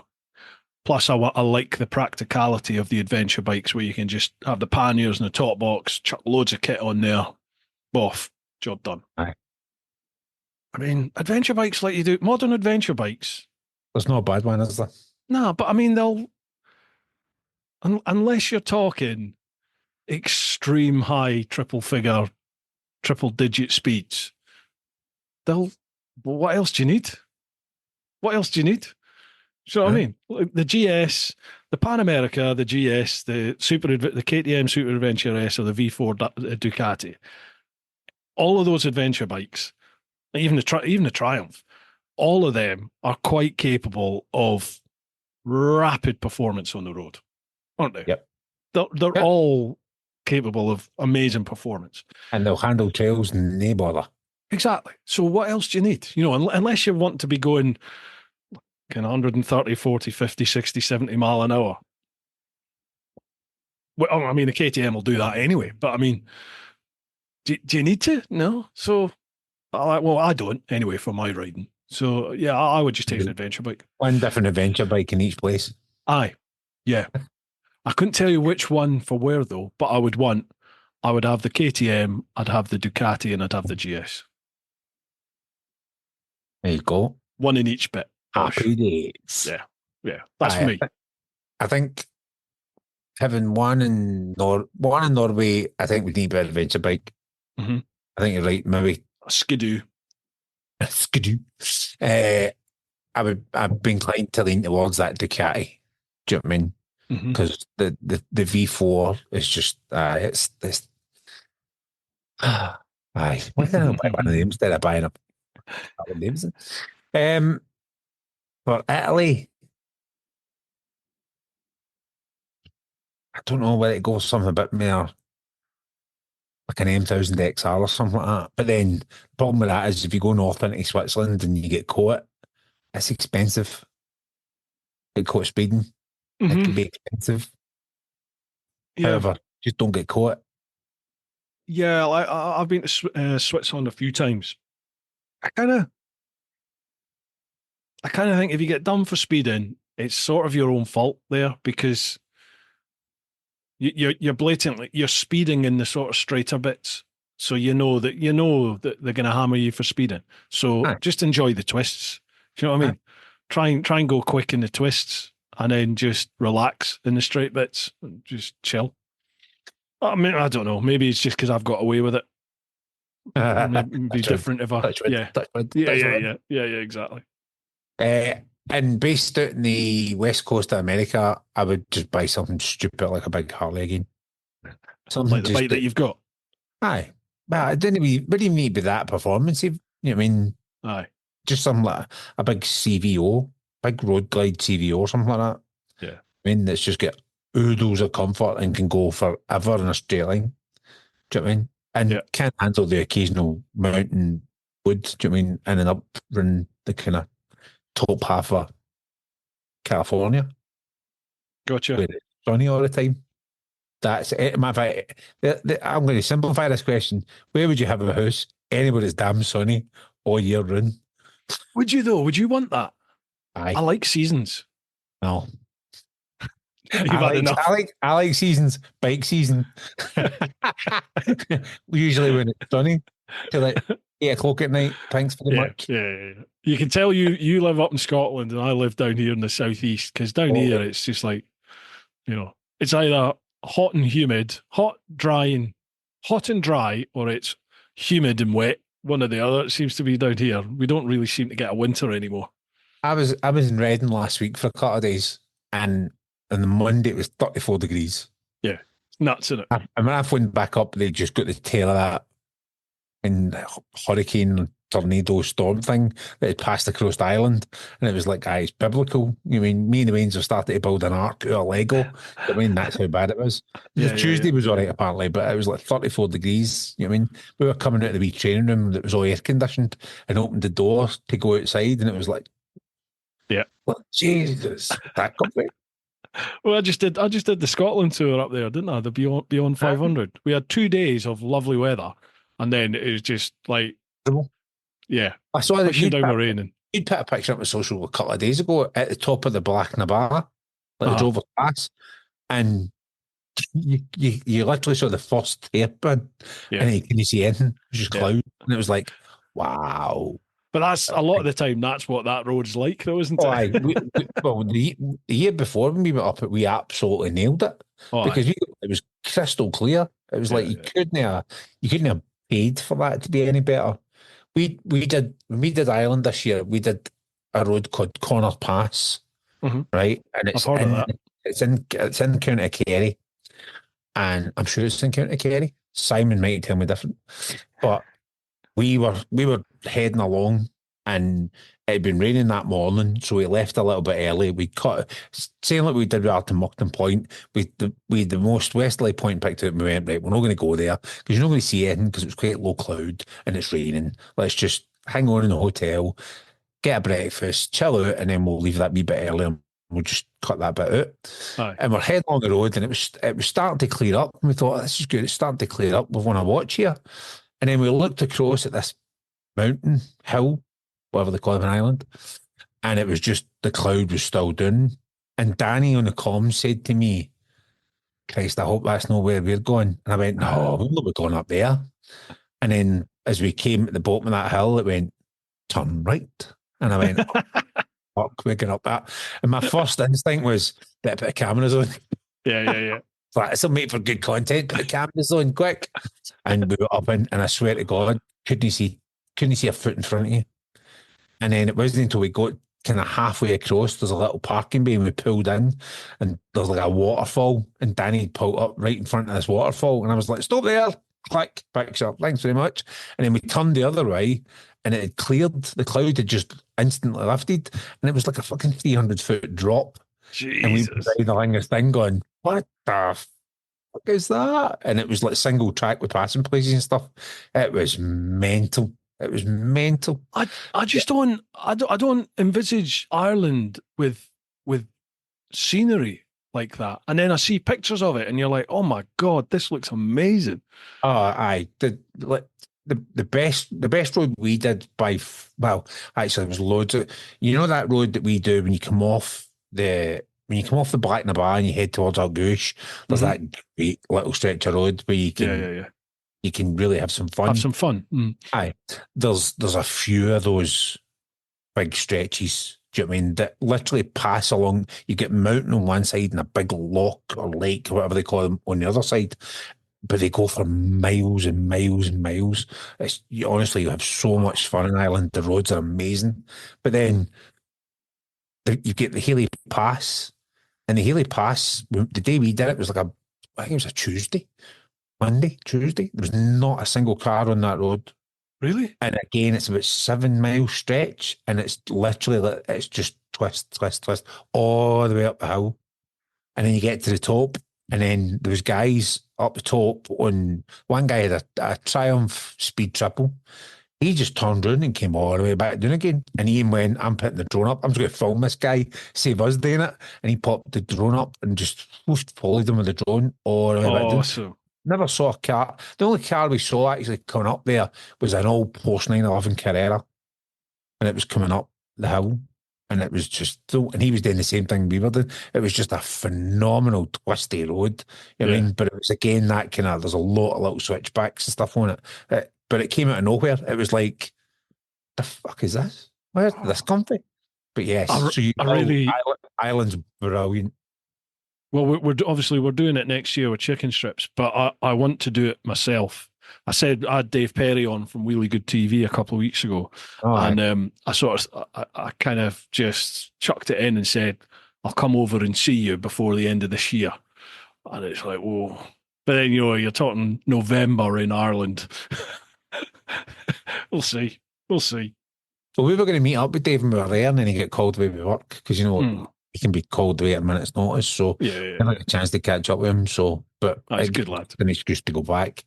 Do you know what I mean? But there's loads of roads we still didn't get today. Do you know what I mean? Dude, I'm very aware of the time, but we have 2 more questions on Instagram. Do you fancy hammering them? So cheers, Charlie. Thank you very much for your question. Thank you very much to everyone in the clan over on Patreon. Cheers for that.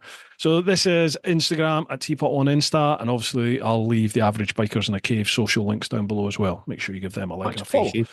So BC Insta 01, congrats on upcoming 50th podcast episode, boys. One of the best next to Brewtime. Thank you very much. My question, when and how did you get the motorcycle bug? Keep up the excellent content.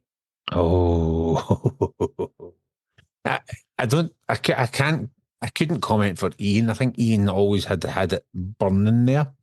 And then when he got to that age, because Ian passed his test quite young and then had a big long break. Do you know what I mean? Obviously, it's like kids come along and you take less risk until they're that wee bit older, and then you put your stupid hat back on. And that's kind of, I think, what Ian had done with John. And it wasn't until John got to that point where John went, Dad used to go on a motorbike, and he was like, aye. He says, and one day I'll go back on a motorbike. And John went, right, come on, I'll buy one. And John, luckily enough, was in a position where John could just do that and bought me Street Cup, and that put him back on the bike. For me, never really, there was little bits, little moments. I think the first time there was a neighbour across the road from where we lived, again, go back to childhood, who had an old bike. I can't even tell you what it was, but it was just like, it just looked amazing. And it was like, oh my God. But then you turn 17 and your instant thought is I need to get my car licence, because everybody's hanging about in cars and everybody's driving and cruising about in cars and like Fast and Furious Airsoft. Jesus. Do you know what I mean? And Peugeot and Peugeot 205s. Nova SRIs. Nova SRIs and Fiat Unos and all that nonsense. And then you the one rich prick who turned up in like a Lancia HF Turbo. Do you know what I mean? Who didn't know how to drive the fucking thing. So it never really, it'd always kind of been there, but it wasn't until pretty much similar to you. It was Charlie Boorman. I'm blaming Charlie Boorman. And we met him a few years ago at the Adventure Day thing at Harley. And pretty much told him, by the way, you owe me thousands, by the way, because if I didn't you, I wouldn't have been, you know what I mean? And I think me and Charlie share the same birthday. He's 10 years older than me, but we share the same birthday. And I think I had kind of started learning a bit more about him. But the minute him and Ewan went running across and did the long way round, it was like, God, that looks like fun. Yeah, that's what it really looks like fun. And then it was like, and then I started, and by that point I was married, and my father-in-law and his brother were both bikers. So there was always bikes kicking about, because her dad's really, really clever from that sense. He would take a bike and strip it and rebuild it. And he would constantly have his mates going, oh, I bought this and the wiring's all out of shit. And he would literally just redo the whole wiring loom. He was really he worked for the Rolls Royce, do you know what I mean? So that kind of tells you a lot about him. But so there was always bikes about, but it was Ewan and Charlie. Ewan and Charlie was like, no, I need to do that. And then it took me a good couple of years at nipping my wife's head, because my kids were still relatively young. And she was like, oh, you're not, too dangerous. And I'm going, but your fucking dad and your uncle ride them. And they're still here. No, but you're an idiot. You're just, no, don't bother, you know. And eventually she caved in and went, "Oh, do you know what? Just go and do it." And I was like, "Oh," straight out the door. There's a shape of me in the door as I went straight. You know what I mean? The Acme thing, yeah. Aye. And then did it, and I was like, right, I'm going to buy a bike. And I hadn't even done my DAS, I just did my CBT and went, right, I'm going to buy a 125. Like, total impulsive. Went and bought a Yamaha 125, and the wife drove me down to get it, and I drove it back up, and she followed me. And the minute we got into drive, she went, "That looks like so much fun." And I went, "It's amazing." She went, "I'm going to go do mine." I was like, "You fucking bitch." It's my thing. It's my thing. Yeah. No thinking at that point, well, actually, if she gets a bike, I can get insured, and that me, I've got access to at least 2 bikes. So, which is kind of the case, do you know what I mean? Because she'll not ride my bike because either it's too tall or it's too heavy. Whereas I'll quite happily ride her Ninja 1000, and it's just an absolute weapon. Yeah, do you know what I mean? Some days I'll go, "You've not been out on that bike in about a week. That needs ticked to her. I'll just take it to work." And it's I'll drive bad for it mechanically if you don't ride it. Totally. That's exactly. I'm glad you backed me up there, mate. Thanks for that. Absolutely. I'll just say, Bruce said it totally agrees, and he's like an engineering chit. So it's just I ride her bike into work, and it's like 20 minutes to get to work, even in the worst of traffic, because it just zips through the traffic. And I get to work and I'm sweating, just giggling. Yeah. Sweat's lashing out because I just giggle the whole way because it's just an absolute weapon, that thing. Do you know what I mean? What keeps you in biking then? What's the bug that keeps you in it? For me, it's the mental health part. Do you know what I mean? See, going out on a bike, even if it's just for an hour, it's the worst thing about COVID, right? Because we were 5 days a week in the office.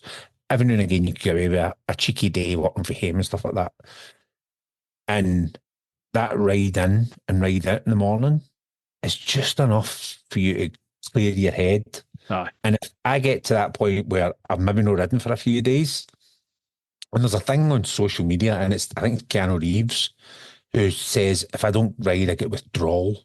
Mm-hmm. And for me, it's that, see, if you're not ridden for a couple of days, my brain starts to get heavy. It starts to overload. And that's just because I've got a lot of stuff going on at work. Same with you. And obviously try to make time to write the podcast as well as watch and chill out and enjoy the things I do.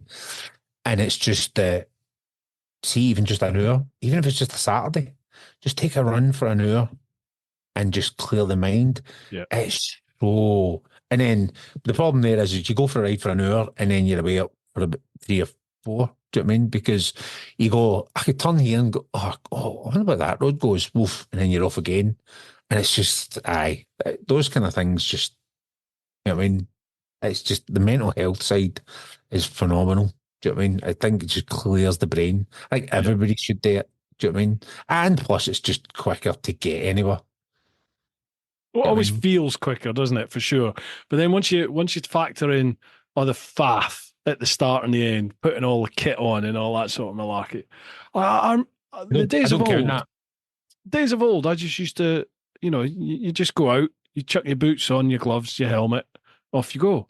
Now it's boots, helmet, gloves, air vest, where's my cameras, set the cameras up, sat nav, get a route sorted out, get my comms all thingied up. Now we're ready to go. But do you never ever just leave the house without the sat nav, because it's on your phone, so you've always got your phone on you, but do you never just leave the house and go, right, what way am I going, left or right? And then just make that impulsive decision? Very, very, very rarely now do I ever get to ride a bike just to ride a bike. I'm always riding for a reason. I'm filming something, I'm going somewhere, I'm touring. It was a big thing about this year with the America trip. Because that's the first time in so long that it was just me and a bike and the road with no plan, and I fucking loved it. It was so, I'm editing the last couple of episodes of that series now because I've still got them to go, and I'm sat here looking at it and just like smiling because I'm like, I remember what that felt like. I remember how good that was. Just to be, it's like how it was, just open road, no plan, freedom.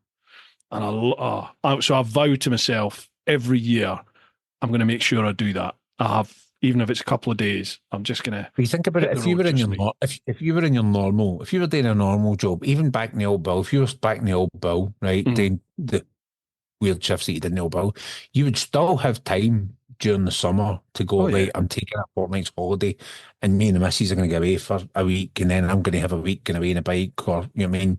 You would make that time. Do you know what I mean? It shouldn't be any different. Just the fact that you're doing your own thing. And I think it's just one of the things.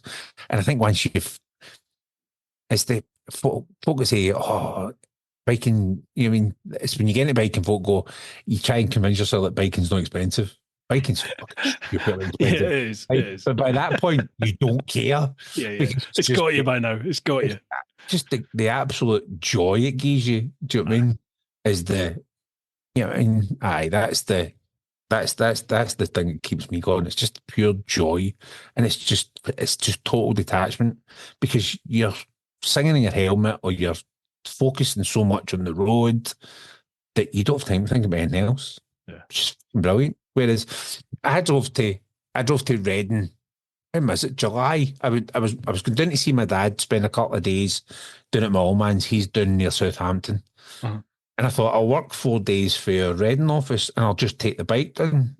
And I'd said this to Danny, I'd reached out to Danny, I went, listen, how did you find the ride up for like Swindon?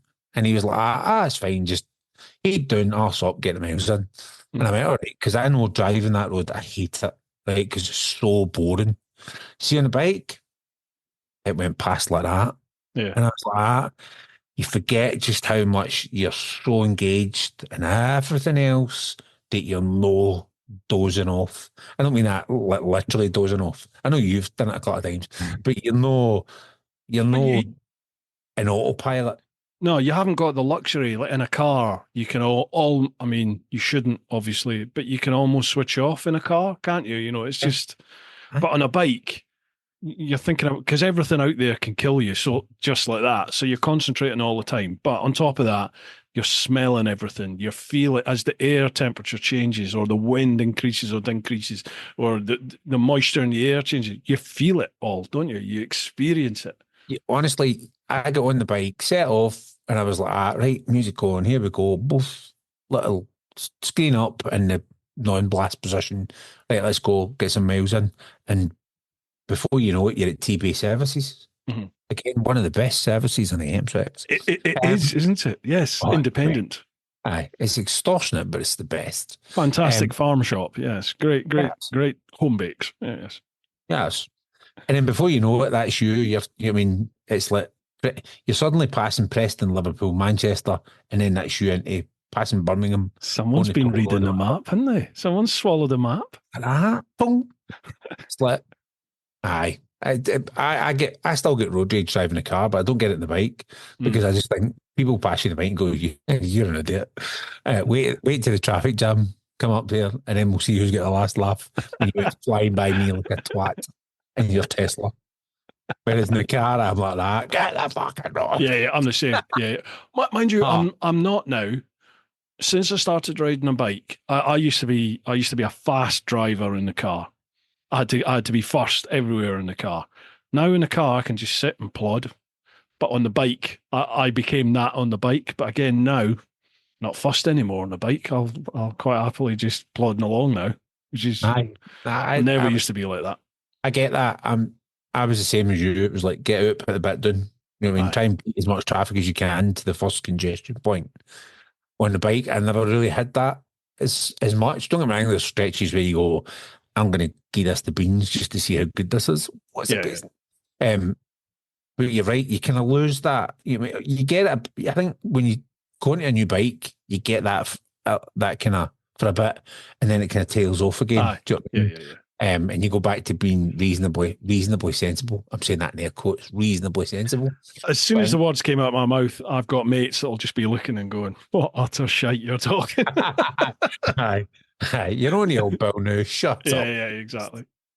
But dude, I'm aware of the time here. We've got one more question. Go on, last one, mate. I think we've answered it. The Boheed. Why another Harley, Darren? Haven't the roads of Renfrewshire suffered enough? Yeah, why another Harley?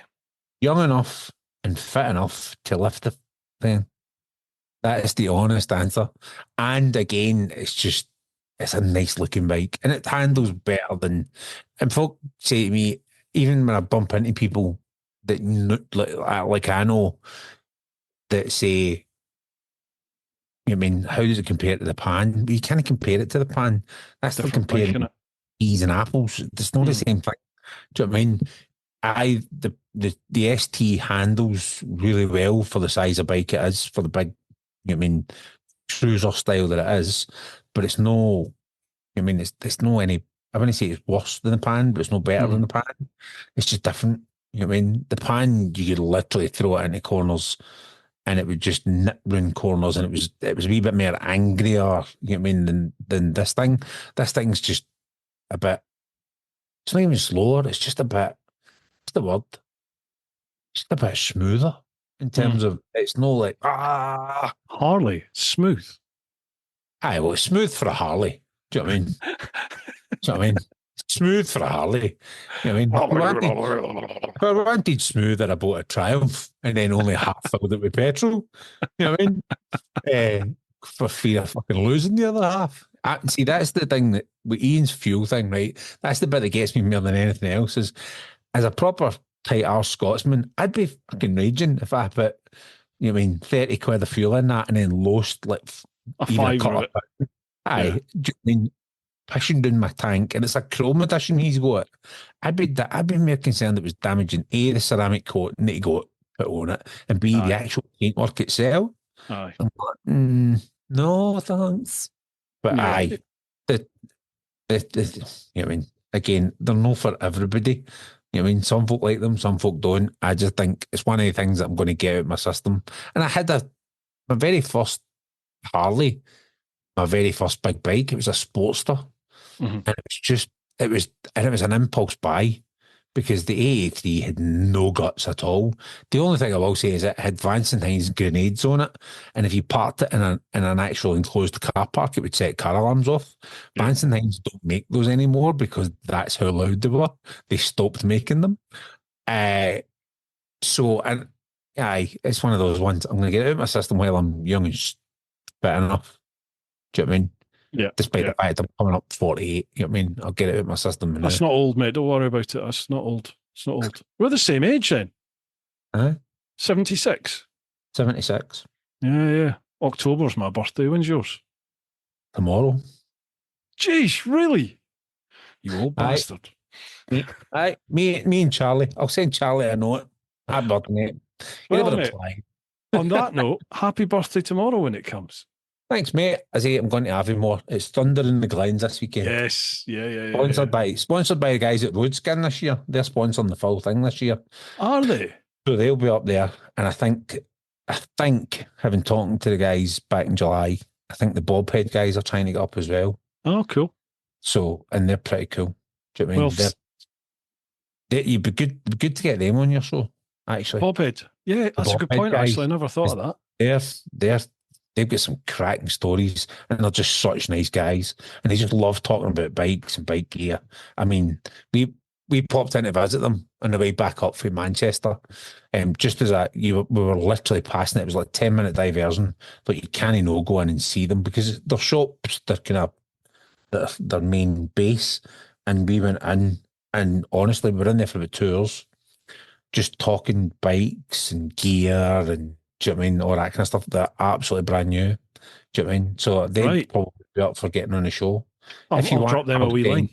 Aye, I've got their details and stuff. If you want me to fire that across, please, that would be fantastic. Yeah, definitely. I'm always up for new ideas for guests to come on for sure. And they've been on Dragon's Den and everything, so they should have some corker stories, mate. Honestly, and their gears, they've got a new kind of Ranger gear and stuff coming out, which is less kind of cruisery style. Do you know what I mean? Because a lot of the stuff is like the check shots and all that. Yeah. You know what I mean? Bit fucking Sons of Anarchy and stuff like that. But their gear's really good, and they've got a new, almost like a D30 style armor, which is really, really thin and really, but it's still that kind of, what is it they call it? Non-Newtonian like the D3 Ghost stuff, where it impacts and it goes hard. Do you know what I mean? The impact is the force that does it, but it just makes it so light. But they're no interested in making mega bucks. They keep it really, really cost effective. But they're bringing out bomber jackets and cargo trousers and all that stuff. You know, stuff that you actually want to ride in. But you can't, because nobody does it without having fucking Kevlar the full length it, and it weighs like 6 kilos just to put a set of jeans on. Aye. So Road's going to do the same. You know, they're doing the same with their kit. It's I'm always taken aback by how cheap it is for what it is. Do you know what I mean? You've got that hoodie, the one I've got that hoodie, the black one. Do you know what I mean? That's a cracking bit of kit, and the amount of people even now that still say to me, "It's a really nice jacket. Where did you get that?" It's like, and that wasn't an expensive jacket. No, it's not. It's not at all. When you look at competition for what it is, I've been wearing their is it the Paranoid, the winter like dual line jeans? I've been wearing them all year, basically. So because they're quite a baggy fit for bike jeans. They're baggy, and I like roomy jeans. And bike jeans tend to be quite tight. But you mean the painted-on ones? Aye, but these are ones TMF would wear. You know, skinny jean type things. Aye, but these are a size 6. Aye. Right. Well, say hello to the Roadskin lads. Enjoy Thunder in the Glen. Dude, before we go, that's us. That's all the questions. The floor is yours. The floor is yours. Plug whatever you like. Shout out whoever you like. Over to you. Plug whatever you like. Just thanks for having us on, mate. That was again. We always enjoy coming on. Again, we're always surprised when folk actually ask questions and folk make comments and stuff like that. So, anybody that's not listening, give us a check out. Average Bikers in a Cave. We're on pretty much all the podcasting platforms. We do put stuff up on social sometimes when we remember. Since my social media manager's now decided she wanted Pied, so that wasn't happening. So I've got to do it ourselves now. But aye, thanks for having us on, mate. We'll need to get you on actually. We need to get you back. Yeah, I'd love to. Yeah. Never even thought of that. So we'll put a thing out to our folk and see what kind of random. I don't think they'll be as weird and interesting as some of the questions that you guys have put out. Thanks for everybody put a question forward. None of them were weird and wonderful. And we'll maybe need to come back to some of them in terms of like hockey names. That one's going to torment me for the rest of the night. You're going to be up all night thinking about that now, aren't you? No, I'm not, because I'm going to go and watch YouTube on quantum entanglement now. Yeah, I know. That's been running through my head the entire conversation. It's like quantum entanglement. I'm going to have to find out more about it. That should be it. You know, you've been on our show, and I mean, anytime we've MD on, we usually have like kind of 4-based questions, like what you riding, what got you into riding, that kind of stuff, to get all that out of the way. I mean, what's your channel and all that stuff. And I think I'm going to put a new one in there, which is, how much does quantum entanglement mess with your head? I think that should be in there. It's a new average biker question. Do you know what I mean? Folk will be like, what? Might put guests after, you know. He's going to be writing a paper now. He's going to research it so much. Aye, I'm going to go. Aye, there you go. I'm going to chuck it. I'm going to chuck the podcasting in the social game. I'm going to go back and study quantum entanglement. A thesis. A thesis. No, that's not happening. I'll watch it on YouTube. It'll not make sense, and then I'll end up watching something else about tab exhausts or something fucking stupid. Do you know what I mean? That's so expensive I can't afford it. Cats on treadmills or something. Yeah. Bloody shorts. That just devours hours of my life. Shorts. Mate. So there's two things before we finish. Two things about YouTube that's getting on my nerves right now. Shorts, because they're fucking pointless, right? Again, it must be a generational thing. And the second one is the amount of adverts they're ramping up. Oh, no. They're so bad right now. It's like, and they're not even like 5 seconds and then you can skip it. It's like, no, we're going to force you to watch a minute before you skip it. And it's like, I'd love to give you the money for premium, but it's just not happening. No. The podcast, I find, when you put podcast on YouTube and then you leave the auto ad thing on, so it decides where it puts ads. Jesus, sometimes, normally I'll go through it before it gets published. I'll go through it and I'll take out, I'll basically have one ad every 20 odd minutes or every half hour, depending on how long it is. But if you forget that, Jesus Christ, sometimes I look at it and there's an ad every 3 minutes, 4 minutes. This is unbelievable. And that's the algorithm going, yeah, that's the best place to put the ad. Fuck off. Get rid of all that. Algorithm's broke, mate. Algorithm's broke. Anyway, Right. thanks for having us on, dude. Much appreciated. Again, I'm Pleasure. sure Ian would say exactly the same. I don't think he'd had anything else anyway for the last hour, because he can have peaks at an hour and a half anyway. So, and again, he's off practicing being in Nancy somewhere, so it's fine. And on that note, folks, make sure you check out Average Bikers in a Cave. I'll leave all the links down below. So make sure you give them a like, a follow, a subscribe. Folks, hope you've enjoyed us rabbiting on for the last almost 3.5 hours. Keep doing your thing. Keep looking after those that you love. Get on out there whenever you can. But most importantly, like he says, live your life. Woo-ha! Dude, awesome.